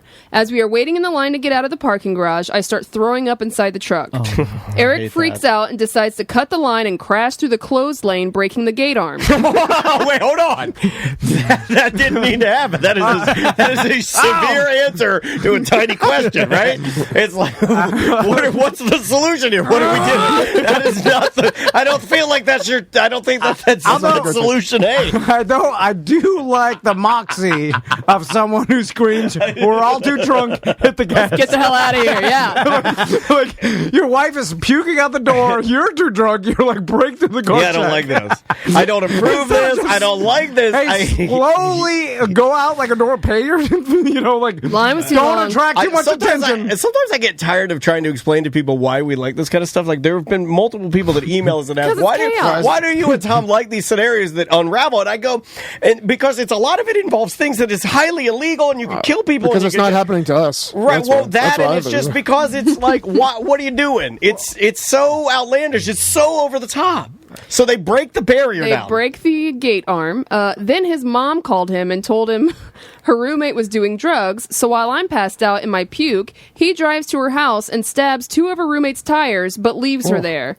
Somehow, we finally made it home. Had to move his mom in after Wait, that. why did he stab the... He slashed the tires of this person that was his mom's Because she was roommate. doing drugs? Yeah. Why didn't she ask her to not do drugs? Like, see, do you see my... You're you see what I'm drunk. You got talking no about here? logic. You're drunk. You have Do no you see logic. where I'm talking about the solutions do not fit the question? I don't know if that'll stop anybody from doing drugs too. I never thought about it. I've had people in my family that I wish would stop doing drugs. Never thought to stab their tires. That'll Can't go anywhere. Now I got to do more drugs. Or like this Spoken sucks. from a guy who knows drugs. Had to move his mom in after that, clean a puke truck, and buy him a new work laptop since I threw up all over his. Oh, man. Well, That's must have missed expensive. the laptop one. It's an That's expensive a hell of a fucking night. You Yeah, face tires. plant in the middle of the improv I during mean, a show. You even- have to get carried out. Even your cheapest tires are what? You break the 50, gate arm to the 25? parking garage, then you slash some tires at the end of the night. I'm also confused by The adults. whole chat room's confused. Yeah, Like, yeah. That was a confusing story, to be honest. Like, I understand there's situations, and I've done it, we've all done it, where you get excited and your adrenaline is kind of outpacing or I'm doing it right now. I'm hammering these White Claws Yeah, yeah. for tomorrow. No, I'm really not. But I do think about that. I do think that, like, tonight my plan was to wait until, like, around 9 because I'm so excited for finally getting a vacation because I'm a little burned out. And then then just hammering drinks until we have to go. But But I know it would ruin my. I know it would ruin my time. I want to see you weekend of Bernie. And then I'm going to be like, oh no. Would you? I don't think you would. You wouldn't be. Oh no, you'd be like, oh yeah, we're open, baby. No, because then well, you'd know that my crow would get to your crow. Yeah, that's true. She's pulling you up, and then I'm running over there to holding the other, and then the security. There's no way in hell you'd let Andrea do that. Drunk. You're too much of a gentleman. You'd be like, I got him. But I'm helping. And it's embarrassing, and you're like, hi, Maisie, this is your dad. Then they send the airport people over, and they're like, this guy isn't fit to fly out. I'm like, yes, he's fine. He's fine. He's just tired. Special needs like me. How dare you? Then I just try to say you're tired. He's not a morning person. Yeah. But then I start bubbling barf. But it's not a lot. Yep. It's not a lot because you don't. It's the bubble. No, it's just the one that comes out like that. There's a lot of GIFs. Just Google GIFs about pooping, and you'll see what I mean. It's like,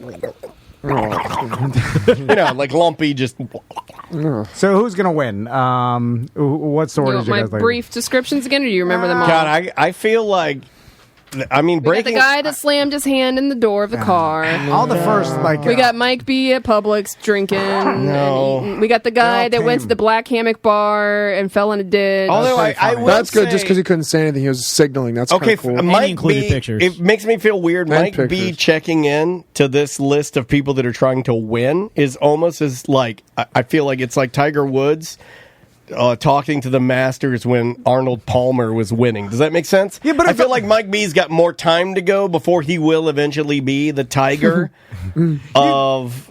He's got better stories, though. You'd think he'd pretty actually- lackluster. yeah. I've seen him way more drunk do dumb shit than that. Did he helicopter like, that's dick what I'm at trying OLE? He did. That's why I'm trying to get you guys to understand that he, though, the ones that I hurt also him. saw him get wasted and slowly push himself into the dance floor on the cruise, and then everybody was getting pissed and knocking his On chair the chair, over. yeah. The ones remember that that. hurt him the most are the ones that we would never think, right? Probably, yeah. But you told him the word like the most like timid, tame story of like you got too drunk at Publix, ate some chicken fingers, and your wife got mad. Maybe he wasn't drunk enough. Maybe he was sober, and his act of being sober let him resonate with his wife, right? See her sadness, I don't know. and that stuck in his brain.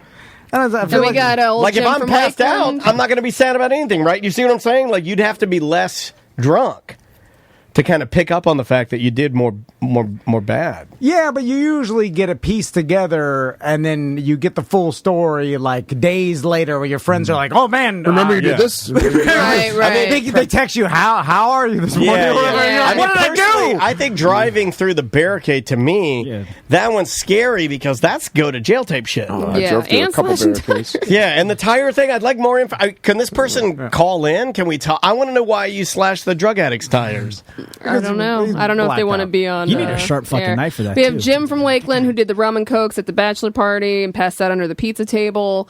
We have the guy that got wasted at the Gators dockside and that's danced with good, Britney too. Spears. Yeah, that's good too. Is that the grandma piss one? Yes. I like that. He pissed in the yeah. grandmother's laundry. Yeah, that's that's good because you get. I do a like that there was an humiliation innocent person harmed. Yeah, I do this like is that. that's up a notch. And it's like, how can you ever explain to your meemaw that That person is in the chat, by the way. No, but Mimas typically are cool about it. They'll be like, look, I've been there once and I don't want to know. Mimas always say some dumb shit like that to make you think they're cool, He right? said, Nanny, never let me forget it. No. Yeah, but just together. She'd be like, well, when you swing by the donkey mart, give me 2 lottery tickets. Remember that time you pissed in my hand? He also said it's the last time. Right? That's I know these people He also exist. said it's the last time he's ever done shots, so maybe he learned his lesson. Who is this?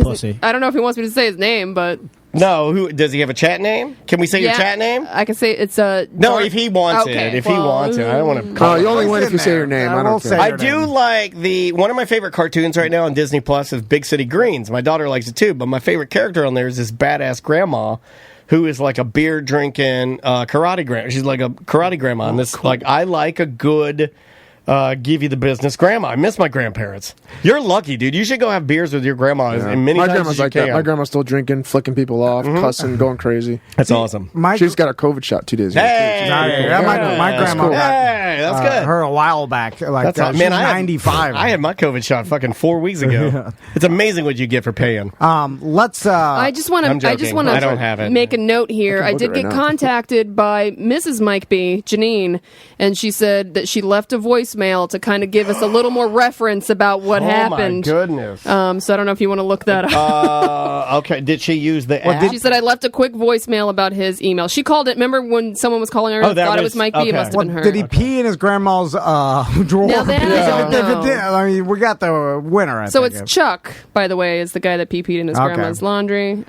Darth Chuck MC on the I Twitch know chat. Chuck. Way to go, Chuck.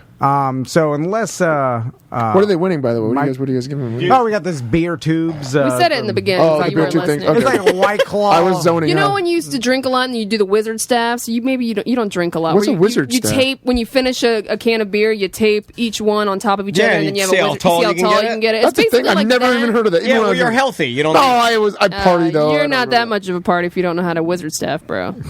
I'll show you my wizard sleeve. Oh God. all right, I think I got it here. It's the hair that sticks out of my butt. It looks like a wizard sleeve. When did she call?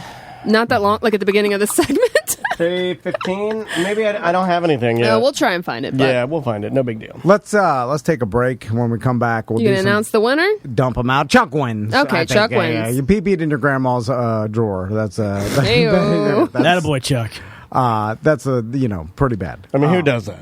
So when we come back, we'll do some dump them out. And I got Seth sent me some videos of him doing karate because I said that I could do what it takes to get an orange belt, and he sent me all the video, and I'll explain that. Yeah, I did we'll do be a back video. with the Hadouken challenge. Oh, you did a video? Yeah, Oh, cool. I did He one of them. He did. Oh, my and you know God. what?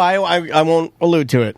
Yep. The name of the band or person is Justin Courtney Pierre. We'll be right back. Just a little bit more than I hate you. That exhibit A shower you with proof. There is no justice in this world. I got a text a couple weeks ago from Falconer Jones' brother. Yes. His name is Bellagio Dice Man. Bellagio Jones. No, the Bellagio Dice Man. Okay. He's friends with regular Dice Okay, Man. so there's Bellagio Dice Man, who is brothers with Falconer Jones. Yes, yeah. And Got it. also friends with the original Dice Man. That's how I met him. I was playing dice at his house. Okay, yeah. Anyway, he drove from Naples to Seminole Power Sports, Yes. and he sent me this text to buy this side-by-side. Look at the side-by-side he got. Oh, yeah. Seminole. I've never seen one that large, though. It's Yeah. humongous. It's the Kawasaki Pro FXT, and then he sent me some pictures of him and Falconer riding side by side out in like Lake County. living Huge- that redneck, rich waterfall life. yeah, I know. Just killing it. And that's listen. If you're going to buy a side by side, a 4-wheeler, I mean it's getting springtime, weather, dude. I was out on a scooter this watercraft, weekend. Oh, man. scooters. Just enjoy your life and do it with nature involved. Where we live in Florida, there's tons of places to ride these things too. Like there's Ocala National You know Forest. what's funny? You know what's funny around Baldwin? You see all the guys that have gone to places like Seminole. Yeah. And I urge you just to go in there because even if you need gear, they got helmets and all the gear, Yeti cups, coolers, all that kind of stuff. But you see all the guys around here that live in the city, they'll be out in the fields tuning up their bikes. Like yesterday, there were like 4 dirt bikes in this field over here because the guys, they have nowhere to ride. But they'll take them out here to the field and like wrench on them, and like you can tell that the weather's getting good because these guys are all outside. Oh, yeah. Well, if you've had the itch, well, drop by, man. Yep, there's Seminole Power Sports North in Eustis. They got Suzuki brand, and then Suzuki Brian's there. You find him out. Yeah. He's been missing for weeks, actually. If you can find Suzuki Brian. And then, of course, the regular Seminole Power Sports right there in Reinhardt and Sanford. That's where I got my Honda. Yeah. I got a Honda Ruckus there, traded in a Piaggio, which is that's a Vespa. Yeah. But they got all of that, and they can help you with all of that. Dude, they are a Yeti dealer, like tons of Yeti coolers and all the Yeti stuff. They've got Honda generators and all the different accessories you could think of. It's a gigantic store. So Seminole Power Sports and Seminole Power Sports North. Ask for Suzuki Brian.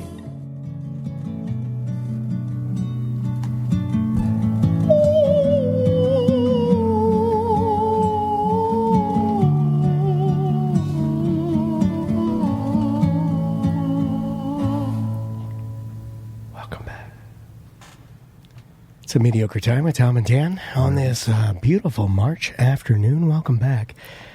If you're looking for something to do this weekend, Tom and I are doing our second annual book donation.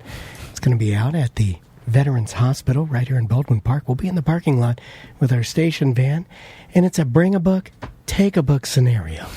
We'd like for you to join us, and we'll also have some samples out there from the Yopan Tea Company. Will be out there. Yopan Brothers Tea will be out there, and we'll also have some little gifts and some balloons for the children if you'll join us out there right now. This is Dan Fogelberg. Has anybody ever seen someone sitting at, those churches will do it? I think even Bustecker, because he's a super nerd. He's going to really play Dan Fogelberg. But, those free little book stations they set up, or it's just like a little birdhouse? It's a donate library. It's a My girlfriend always stops at those. Little blue. She's the person. She's a nerd. You should karate kick the glass out of those things. There's one at a church. Shin kick it right in half. On the drive to work. I literally drive past it every day, Monday through Friday, on the way to work and the way back from work. I've never seen someone sit at the bench reading one of those free books. Because I imagine that if you want a book, I get a clean book. Or you read the book you want to read, not whatever's 12 different options. Those are dirty-ass books that everybody's been fingering. Yeah, it's the same way I was glad my wife was a virgin.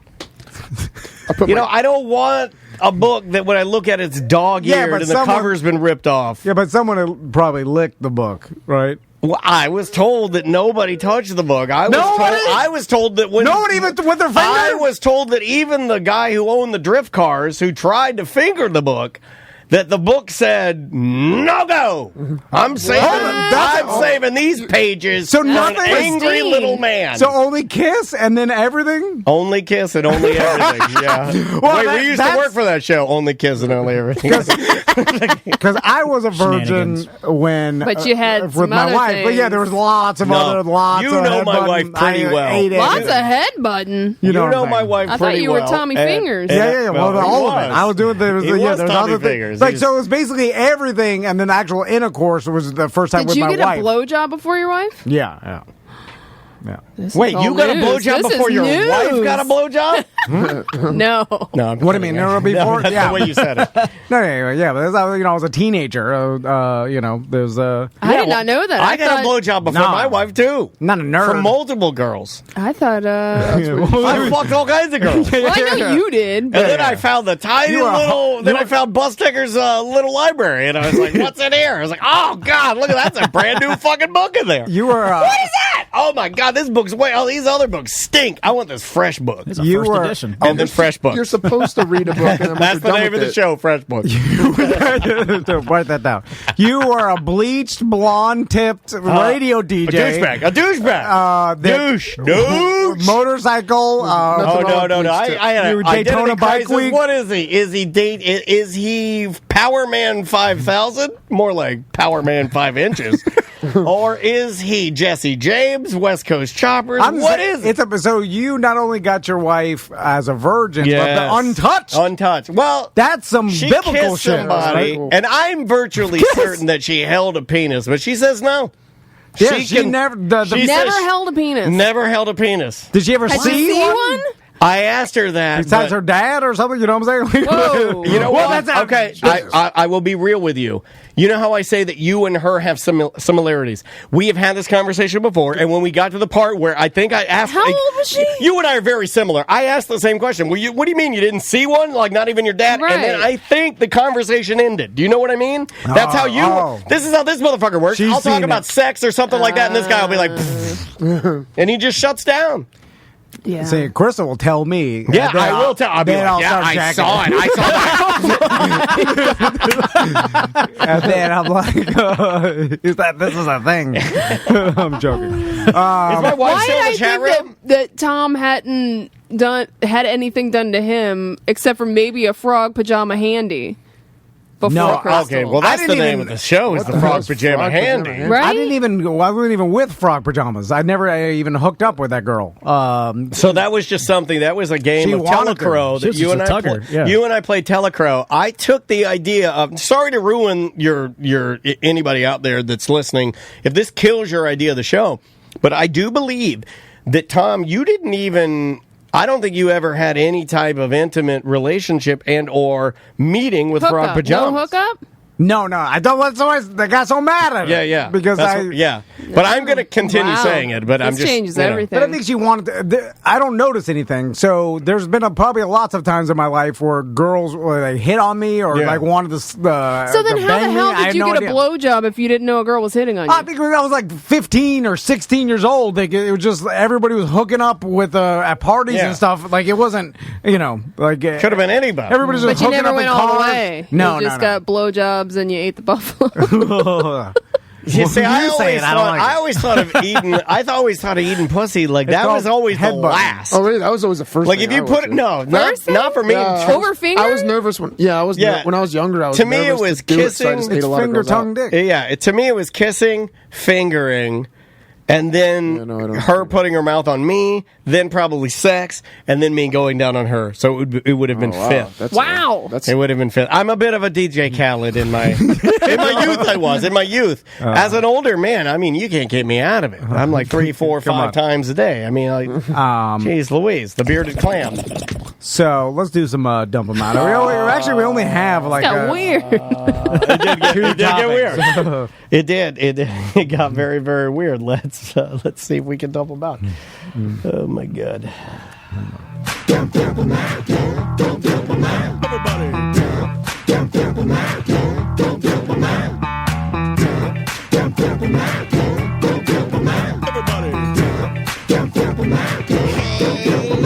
We got too many topics on the list today. It's the end of the motherfucking show. So come on, baby, let's dump them out and play. I want to see your topics. Ooh, I want to also see your bottom mix.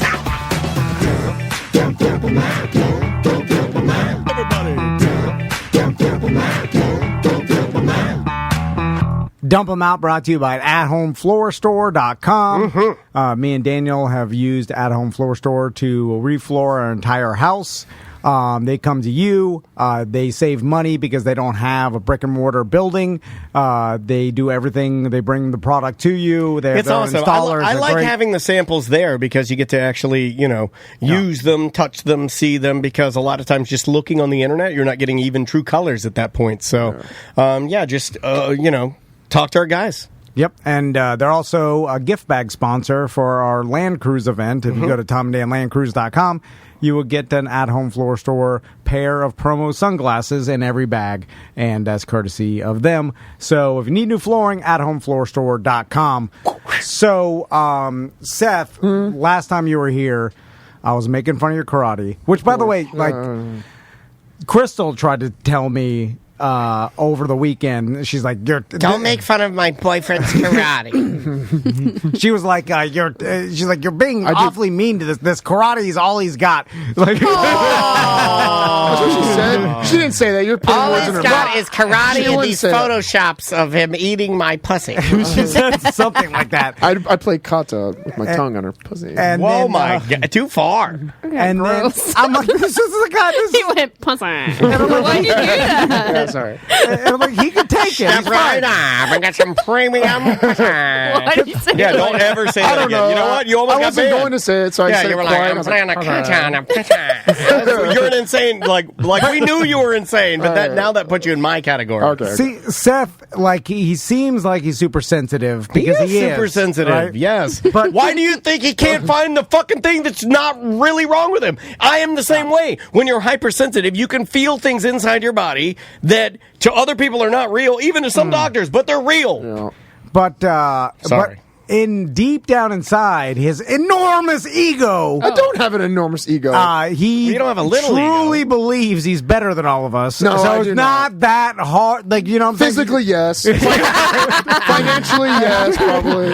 And so that's why. Everything except for mentally. He pulled that one back a little. That's why I don't feel bad about bullying. He's a perfect victim for bullying because he thinks he's better than everybody. I know he does. Deep down inside. I agree with you, but I he's also know the amount of email that I got from people that are hurting, probably maybe even more than he is. And I want to help those people while bullying him. How do we do that? But he's also sensitive, so bullying him does hurt him a little bit. It does. It does. Anyway. I worried about you the week you came in and you read that thing. Yeah. That was like a never-ending, like, it just kept going and going and going. Like, I went to text you maybe 2 or 3 different times, and then Andrea even would say, how would you feel about that? And I would be like, I probably wouldn't want the text. And she'd say, well, pull it back and give him some time, because that's a lot to fucking dump on people. It is. It's a lot to deal with. But I would have appreciated I knew where you would be coming well, from. now I know. Now I know. I'll check in on you more then. So don't do it. So you told me about karate. Yeah. And then I claimed that some of the requirements to get their first belt. Yes, the orange belt, right? Are you doing with? Are you going to sign the boys up to join his dojo? Well, I've talked to Tommy and Max about learning karate, and they are interested in the concept. I believe, but the work not so much. Well, hold on now. Now I believe, and I'm going to say something. I'm not trying to be funny. I'm being serious. I feel like the structure that you claim that you don't have naturally, they would gain from Seth and his program, because I feel like there are like rules that you must adhere to in the dojo, and they would get that structure that you want them to have. It's a very disciplined. I think it'd be good. Dojo. I think it'd be good. So anyway, I was clowning Moving on. All right. And so Seth actually sent me the videos of they call it the kata. Kata, yes. So the forms. And the forms that you have to do, and Well, like this is perfectly just right. one. There's like hundreds, right? Thousands, or like. Well, not thousands. Well, Well, in our style, which we have the most, there's 56. But for the first test, you have to know 4. I think I sent you 3 or 2 or 3. Yeah, you sent me 3, and the first videos were of a black belt. Yeah. This like Asian lady that was a black belt, and she had the gi and black belt, and she was doing the kata. And I'm not gonna lie, I did think when I first watched it, I was like, I could do this.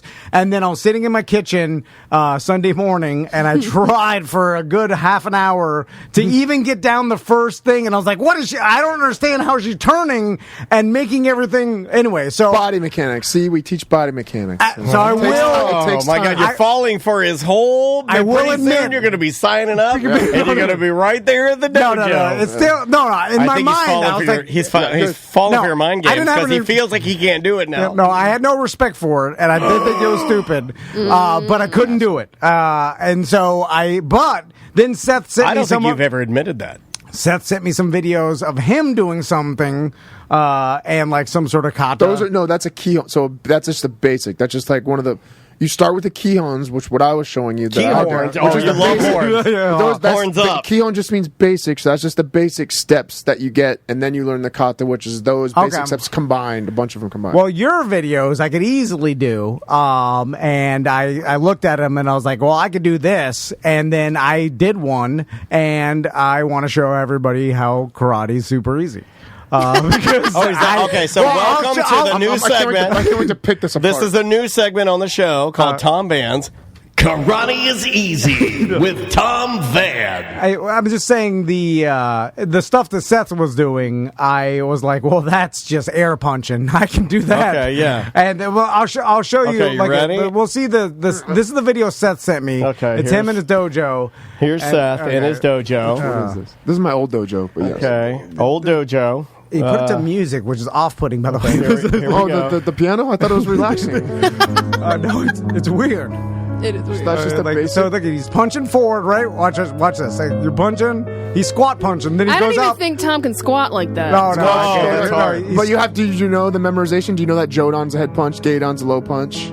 Yeah, Gaidon, Jodan. I don't know. Exactly. And then he's I doing the gotta punch say down this low. looks dumb as hell. I told you. If we're following along, there's Joe Don. He's the leader. Then Gaydon. He's good. Everyone knows that. So he's doing the squat punch forward, up, and down, right? I can do that, yeah. Yeah, so whatever. And then he bows. And No, I don't bow. I just go to Masubi. So- which is Okay, there, yeah. All right. Oh yeah, I do the kiss the kiss the tips. Yeah. and No, push it's it not down. called, I don't believe it's called kiss the tip. It's the lift your fingers, kiss the tips, Yeah, and push it down. Push it out. Push it out. Yeah. Lift the fingers, kiss the tips, push it out. Hold on, I like that. That's how I'm going to teach it from, actually. I'm not joking. The tips, push it down. This is yesterday morning. My wife's still asleep. Tommy and Mac are watching Minecraft videos. It's embarrassing that you would do this. And then I'm watching this, so I'm like, I can do this. So then I show my sons, I show Tommy, I'm like, look, I got a karate friend that does this karate. Look at him. And then he looks and he's watching this punch. I'm like, Daddy's going to do that outside. Can you film me? And he looks and he's like, Oh my God. You made Tommy film me doing Okay, this? Tommy did say you want to do yours? he's bald. Oh. Is that what he said? He learned it from me. And I got so proud. You're hugging him. You're like That's giving my him. boy. Proudest I've ever You took been. him to Walmart, pick out any toy, He boy. naturally bullied Seth, and I got so proud I of hope him. he signs up. I don't want to. Okay, you want yours though? Okay, so I tell. Okay, this is me and my. Literally. Oh my God. The I headband. hope he filmed your feet because that's No, important. Look at that it's not that hair. good of a Oh, how am I going to know you did it? He says a little bit of like Your That hair. thing is out of control. Yeah, your hair is epic, dude. All right, here. yesterday morning. Here's yesterday morning. Tenant. What are you listening to piano music? You filming? Yeah. All right, Tommy. Tell me if this is like Daddy's bald karate friend. You're such an asshole. No, already wrong. I can't see your crouch. I can't see he filmed your... it out there. Oh, there it is. Oh, look at those white legs. What's going up? Look at his fist on the side. Then you're awful. Okay, but it's close. If you're saying that, looks like me. down. He's moving like a robot. He went, meow. It did look better in my mind. Out there, Kiss the tips. I put it down. That's close enough. No. Close enough. Yeah, kiss the tip. You step with the left foot. You're supposed to step with the right Oh, foot. I put it on YouTube. Subscribe to my channel. I need the likes. Kiss the tips. You gotta kiss the tips. Okay. Anyway. You stepped wrong. You pulled the wrong hand back. Your hiki, the arm that's back at your side. Your is hickey facing dicky like- facing like this. It's supposed to be at your side, facing like this. Your stance looked okay. I think I couldn't really see it. But what I'm saying is, it's pretty close to what you Okay, did. you got and you one. dedicated your whole life. You got 1 out of 30 things that you need to know No, for hold your on. first test. A lot Halfway, okay. a lot of people are pointing out that normally on this show we do a lot of banter, but not a lot of execution. So you're already winning just because you took the time to make the video. Okay. Do you see how low the bar is? It's so low. His shoes on that, the like- news. Yeah, it's shoes news. It is. This is a shoes news scenario. Somebody said, from everything I've seen, they normally don't even video what they wanted to follow through with. And I'm like, that is true. Right, We never it's know. but also it's close, right? It's like, okay, if Tony Hawk does a 900 and then you're like, oh, I could do that. I couldn't even drop in the goddamn half pipe. It's, you know what I'm saying? Like, so this is, like Daddy's bald. it's close to what you did, right? I mean, okay, like here. I hope this doesn't make you beat me up. if I watch this for a test, I would have them start over and do it again. Well, I hope this, I don't watched beat me up. 5 minutes of the video. Don't kick me. But do you understand though? From like little Danny no karate, that I could see you do it, and then see Tom do it, and be like, well, obviously this guy watched the video and learned it from. Like I wouldn't know where to grade him down on it. It does look similar. Does that make to an sense? untrained eye, yeah, sure. I Like, guess. yeah. When I see the guys, you ever seen the Facebook videos? They hold up the pads and the guy jumps and spins and then kicks all the all of pads, that. like 5 pads. Yeah. You watch that, and you're like, God, that's karate. Like I can't even do that. That's the name of our program. Now that's karate. I'm like, It's the Tom Van Now That's Karate program. the Brazilian guys are doing the flips on the beach and stuff. Like I can't even do Do you that. want to do just the punching and the squatting like you're pooping? Hell no. You want to do the kicking. Yeah, do you want to do actually stuff that works in self-defense on the street, or you No. want to do flashy stuff? Yes. So there you go. Then join the American style So karate if someone- places that teach you how to dance. and Can stuff. you someone go Dark on some- from Kentucky in the Twitch chat had a brilliant idea. We should do a side-by-side video on our TikTok that shows both of you doing it together. We and can then do we can that. have a vote. Butler, you on that? it. All right, on Butler's this. on it. I will give you the files if you need them. After the show, we'll do a side-by-side comparison with a vote. Oh, so if someone attacks you TikTok downtown, duet. I get into a squat position. And you start punching their poop. What is it, punch down and punch up? What the hand holding? You want me to show you on the ground exactly what that is? Like I could show you. Wait, does After I Tom take have you a down, knife? Is he I'm stabbing holding a your- drug addict's tires to keep him... I do that stance in MMA all the time when I'm like on top of somebody punching. I'm holding one hand at my side, squatting, and I'm punching him in the face. I with my can't other hand. squat. Like, I can't get into a squatting position and my legs explode. And not only is it for ground on ground fighting, it's just basically it's also for conditioning, building your legs, muscle mechanics, body mechanics. You know, like Teabagging them. Also, Teabagging. my sons were very disappointed when I told them, come out, I'm going to film me doing karate. They got super excited that it was done. They're like, are we done here? They ran back because in. they that's want, your like, fault 'cause you didn't do the rest of They it. want, like, TV karate. Yeah, that was not impressive to them. They made no... How do you they keep couldn't it wait exciting? for But it is because this is the beginning stages. This is the base for their first belt, and then you start getting more. How do you flashy keep them kicks. excited into it? How do you keep them, like, jazzed Because up? if I was like, the one day of squat punches, I'm like, I'm done with this. Because that's just one little thing. Like I run a very intense class, and it's very exciting, and you get a great. I think you workout should from it. sign up and take it with your sons. And you do kicks in class too. It's just that one right there. Oh, he paused his big white claw cup. He's like, wait a minute, kicks? Hold on a second. I'm listening. No anyway, kicks for you, buddy? Listen, you can give me a free class there. Well, I'm not giving you an orange belt seeing this, so let me just say that. Plus, you're not breathing so heavy. You got sweet elf ears going on. Yeah, why do you have... Oh, it's from his bandana. And you're punching like I don't know where you're punching your shoulder. My balls are gonna fall out. Yeah, your balls, like, look they're how kinda white skinny. your legs are. My Skinny. Like my You legs. gotta do something with those cancer. legs. He's got to I tan them. can't do nothing with them. You just got to tan them. They And then wait, kiss the tips. push it down. Push it down. That's all it is. Karate. Kiss the tip. Kiss the tip, push it down, karate. I got to fix that problem. That's fine. Now when I go back to any scene that had an intro, it just starts replaying it. Did you guys watch the Grammys last night? No, I didn't. No. I didn't even know it was on. Because of the virus, anything that used to be like a thing that we did, I like haven't watched an awards show, and I don't know how like long. Super Bowl, anything, I'm just kind of like, it doesn't count. So I do feel like I feel that way. I honestly, like, I've had to come to terms in my brain about why I don't check into things that normally I would, and I think that I have it unvaccinated, and I'm like, until we're all a few steps down the Nothing road, counts. nothing counts. Yeah. I think subconsciously I'm there. So, a couple things. One is planes. I guess they did it outdoors, and they just put a tent, so it was like and they set up tables or whatever. So since it was outdoors, Fancy. every once in a while, a plane would fly over That is during terrible. someone's speech where it would be loud. They couldn't organize that, so it was a no-fly zone for a little bit. Jesus, Disney can do it. Or That's true. have the forethought of, hey, let's not do it directly in the flight path of LAX. LAX. Like during a time where I heard that there's like more people flying now than ever. It's like they people are going crazy. 1 million now. Even beyond that, I feel like, and look, I am not the end-all be-all audio engineer. I know what we do here, and I think I do a good job at it. We have technology for all of this. Like, we have like microphones and technology that would be able to cancel out the background Yeah, noise, absolutely. right? Yeah, Yeah. 100%. But we have audio engineer buddies that do this. Like, think about the people over at Universal that do this daily. They have planes fly over them every single day. So then I thought, like, maybe they left it in on purpose to remind everybody that they're outside. We're safe. So they get, so they get, by the way, everybody in that building, I'm like, they're all have the vaccination. They're all rich and famous. Oh, yeah. They all got it. For because, weeks. But I know they have to Are you a preface your photos type of man? You don't strike me as one. What do you mean?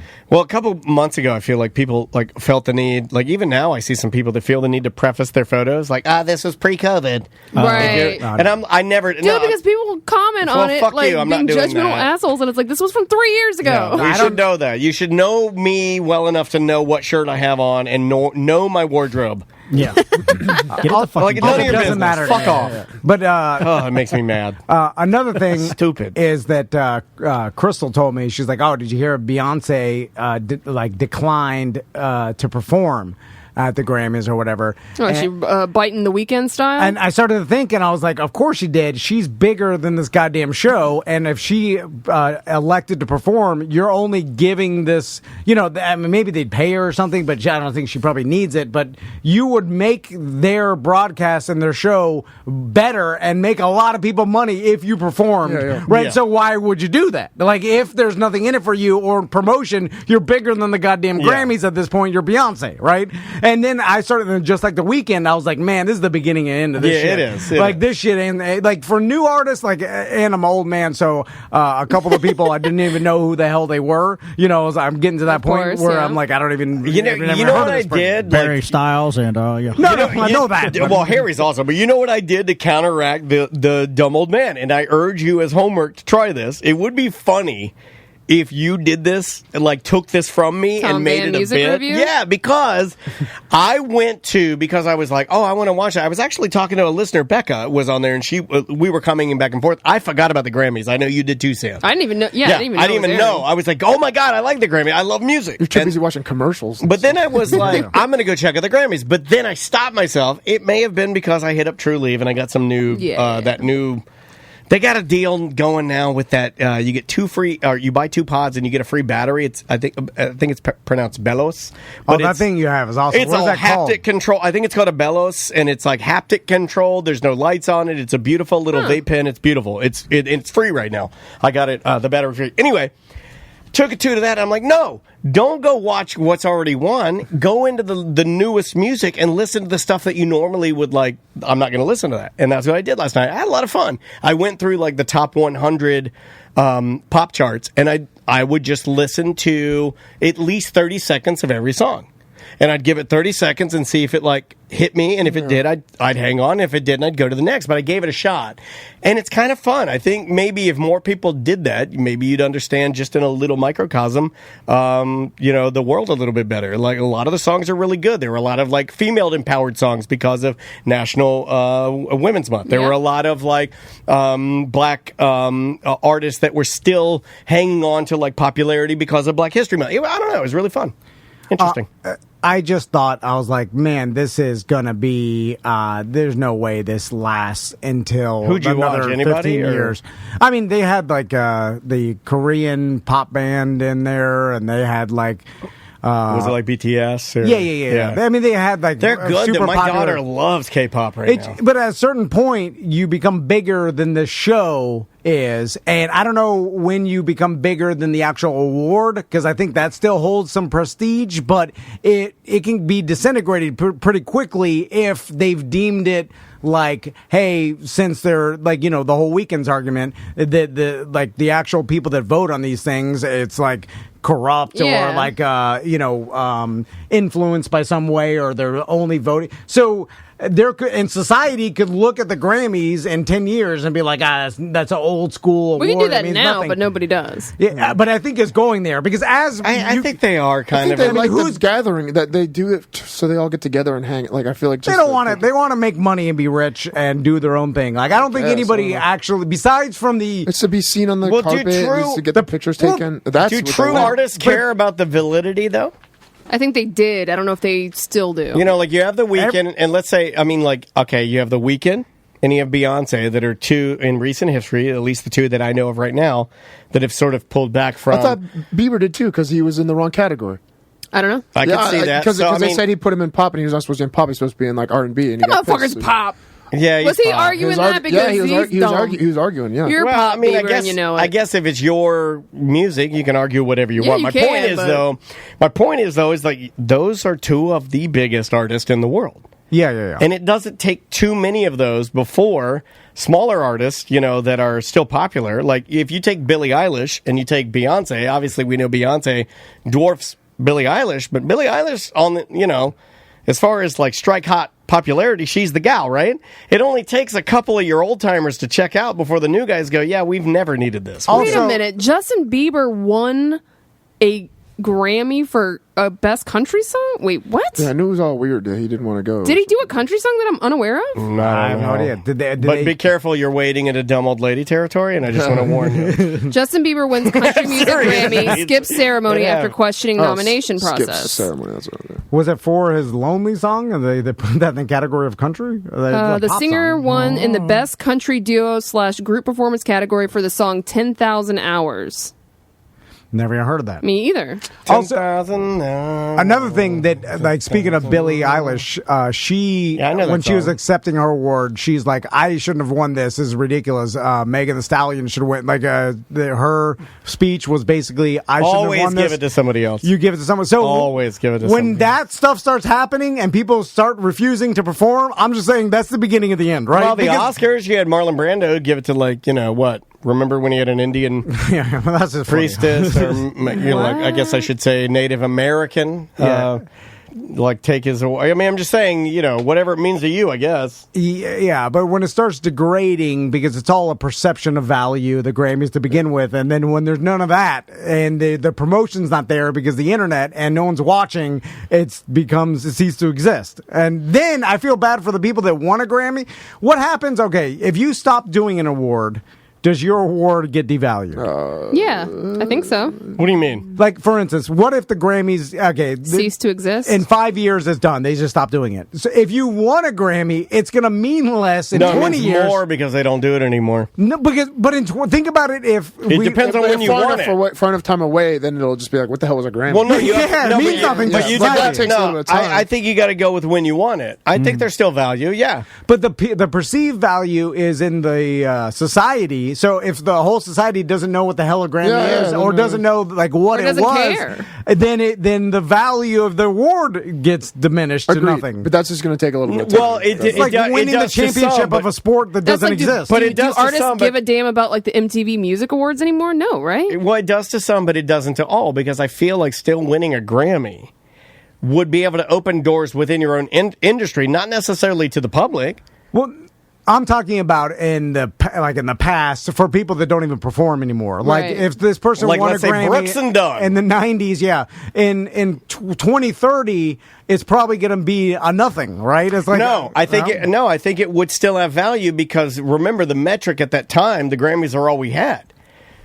But only the. It doesn't mean that it doesn't mean anything anymore because we've changed. It just means that the way that we were like using, the Grammys to rate or to, what do you call that? To, as a, it's a unit. measure. Yeah, it's just a unit of measurement at that point. But it's like currency. If the society doesn't value it, then then it doesn't have no value, right? Yeah, but I don't think it's a switch. I don't think you get to the future and you go, well, it had value then, it has no value now, off.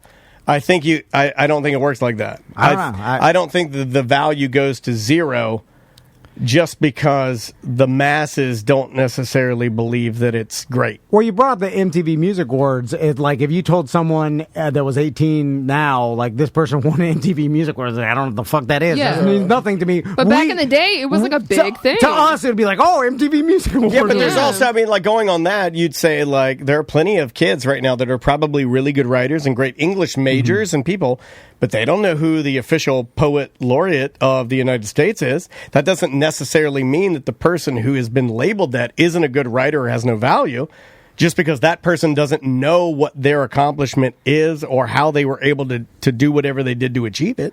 Yeah, but that still goes on. I would imagine that a Grammy at some point becomes something that's used to delineate musical talent. So just at its core, if you give someone one of those, at least you know that they have been vetted as a musician in some way. Does that make sense? Like, it's got value there. It's true, yeah. It is like, it's kind of like... Is it as cool? That's a better way, I think, of asking it. Or is it as important? Or as valuable. Yeah. Like it was there's a peak time in the 90s where it was like, I think that's the word. Because you had no other process. It's never going to be like a Guinness Book of World Records, where that doesn't mean, that used to mean something too. And it's like, that means nothing now. Yeah, I feel like to anybody. It would only mean something if they kept it up, right? And we know that they didn't. They still do the Guinness Book. It just But they gave it away for all the dumb shit now. It's like, you have a collection of plastic cups. Well, Tom gets a Guinness Book for that. This girl did split shuffles in a split the furthest the other day. Oh yeah, I saw that. Yeah, see, that's some stupid shit right there. Yeah. yeah. They diluted it too much. Anyway, we're leaving tomorrow early, so I think it's a good time to call it a day. Yeah, we should get out of here. Anything to plug or let the listeners know before we peace out? Well, again, villainclothing.com will have our collaboration on there. It'll be up on tomanddan.com too. You'll like it. But there's it's a limited, super awesome. Yeah, it's a limited run though, so definitely BDMs. Be ready for the announcement. But with that said, if you guys really like this, and if you buy it all out, we're doing more. Yeah, yeah, we will. Like the best thing you could ever do would be to buy it all out, because that would just mean that we get to work with Villain more on some like really weird stuff. Like I'm going to put it into the universe. Eventually, I would like some Tom and Dan board shorts. Yeah. Just going to throw that out there. Just throw it into the sky, and then maybe make sure you do them short. Oh, they're real short. What do you think? We're going to do them long? Okay, good. Hell no. My dickhead right at the bottom. Some digging balls. Also, Pints and Paws, that's the weekend of March 27th.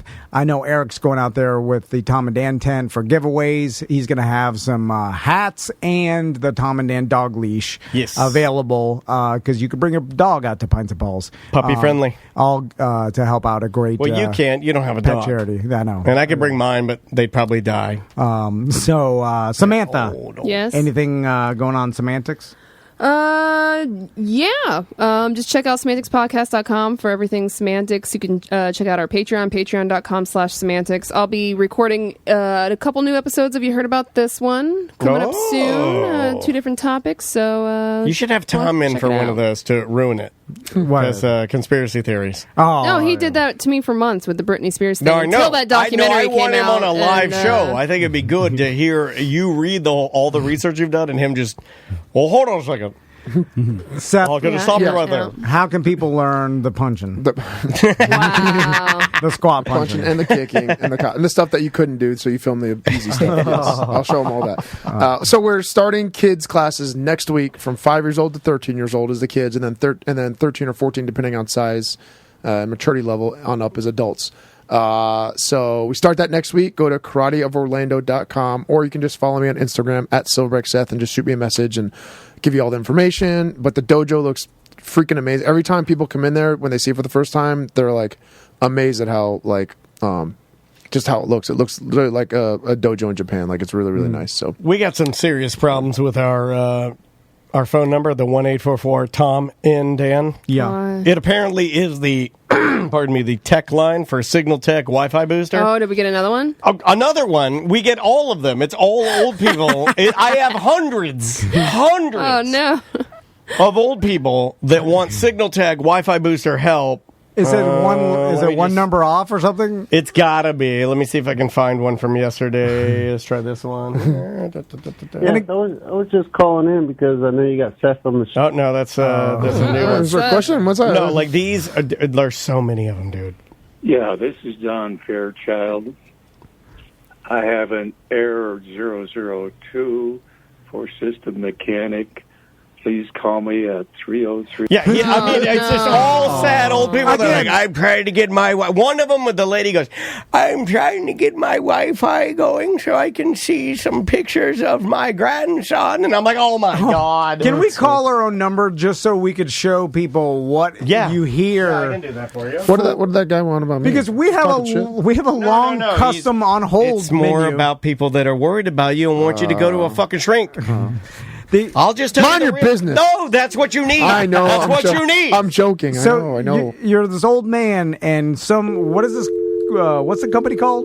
Signal Tech. I'm looking at all their Signal stuff, Tech? and I don't see any number that looks like ours. And you're trying to fix your Wi-Fi or whatever. You're calling Signal Tech, and then you hear our long, drawn-out, on hold, Dan Stone talking about you called a corporate time or a mediocre time, all this stuff, and then hey, thanks for calling Tom and Dan. We will be with you shortly. Or you can always leave a voicemail message. And on behalf of myself and Tom, thanks for supporting the show. See, it's like branded out. I worked really hard on this to tour. And the whole man's like, gotta be signal tech. I get it, just in case. You never know. They're just trying to confuse Please hold while we get a hold of Tom and Dan. New merch now at tomandddan.com. Get it now before it sells out. Because it always sells out. What is that thing? Because they didn't order enough. How do they not order enough? Like, every time. I mean, how dumb and bad at business are these motherfuckers? Cursing? Yeah, They relish the fact that they're terrible at business. Yeah, wait. You get the theme song. That shit'll My go. God, how long does it take to take leave a message? No, well, it's ringing. I mean, normally we'd pick it up. No, wait. I'll get it here in a second. I'll get it. Uh-oh, you've gone to voicemail. So leave us a message, hopefully with something interesting. We'll either call you back or air it on the show. Thanks. See, it's very well done. I like how the grumpy old man sat through all that and then like, value tech, I have something wrong. How? Thank you for calling Signal Tech. This is Daniel helping. Please give me your serial number and your problem. A lot of problems. Seth, what's up, my man? Hello. I mean, I'm so proud of you, man. You're gonna be well. You're gonna be good. Dude, seriously, you're gonna be fine. Is this concrete You're gonna mic? be fine. And Tom and Dan, I just want you guys to enjoy that fresh powder in Colorado. All right. Because, man, it is going to be perfect. You guys are going at the most perfect time. Now picking up your kid in the bus loop, huh? Drunk as hell. Man, you guys just have a great time, and thank you very much for putting out the show today, and you guys have a great time. Be safe. Oh, thank you. You were very, very nice, and I was mean to you. I apologize. You're like a loving uncle of ours. Anytime like a So real proud of man, you, boys. I gravitate towards that. I'm like, if someone's a real man, I accept it. I'm not a man of many words, but You guys deserve it. you guys are all right. You boys been working hard. I'm a drunk fuck up like Tom. All I want is Look, I don't pay my child support. I'm a drug addict. I'm drunk every day, just like you, Tom. But you got the goods. You're doing a good job. I just want the dad from There Will Be Blood to tell me he loves me. It never does. I watched the Kid 90 documentary with Soleil Moonfry. Oh, what is that? She doesn't show her titties. It's very weird. Who's Soleil Moonfry? Punky Brewster. Punky Brewster. Yeah. What? Me and my wife got in a fight about it because she was like, "We're gonna watch the new documentary with Soleil Moonfry," and I go, "It's Soleil Moonfry, not Soleil Moonfry." What is it about? My wife makes it go up. Just her life, living in the 90s, Punky and then Brewster. growing up in like the industry in the 90s and how it was a weird and crazy place. Was it like casting couch crazy? That No, not quite that bad, but there's some bad stuff. Yeah, I mean, obviously the treatment of her as a young woman with big breasts and completely underage was not good. And she gets what? Into that. That's not the Hollywood I know. I know, right? It's like I don't know why people are. I don't believe it. I don't believe it. Shit. All right. Well, hold on, Lizzie. I have one more signal too. Oh, if you're a BDM, we're going to do a BDM show out in Colorado. Probably a high cast. I'm trying to place an order for 4 Signal Tech Wi-Fi boosters. I'm trying. Oh God. I'm trying to place an order for 4 Signal Tech Wi-Fi boosters. No. My name is That sounds like Skeptical Jew. Fungaro, and my number. My name is the Duke of Vingaro. I live in a scary. I live in a scary castle with bats. How do you? The bats are flying. They disrupt my Wi-Fi with their wings and their sonars. The guano. And I cannot play. All I want to do is play Rocket League on my Xbox. 5-minute intro of you call Tom and Dan show and you power thing. You're like, nope, still Wi-Fi boosters. Like how? I'm trying to place an order for 4 Signal Tech Wi-Fi boosters. Well, you're going to get me calling you back instead. I'm sorry. All right, BDMs and everybody else. We'll see you when we get back. And a collective, a 1, 2, 3, bye-bye. Yeah. 1, 2, 3. Bye-bye. Look, wait a minute. I can't publish that. It's mediocre.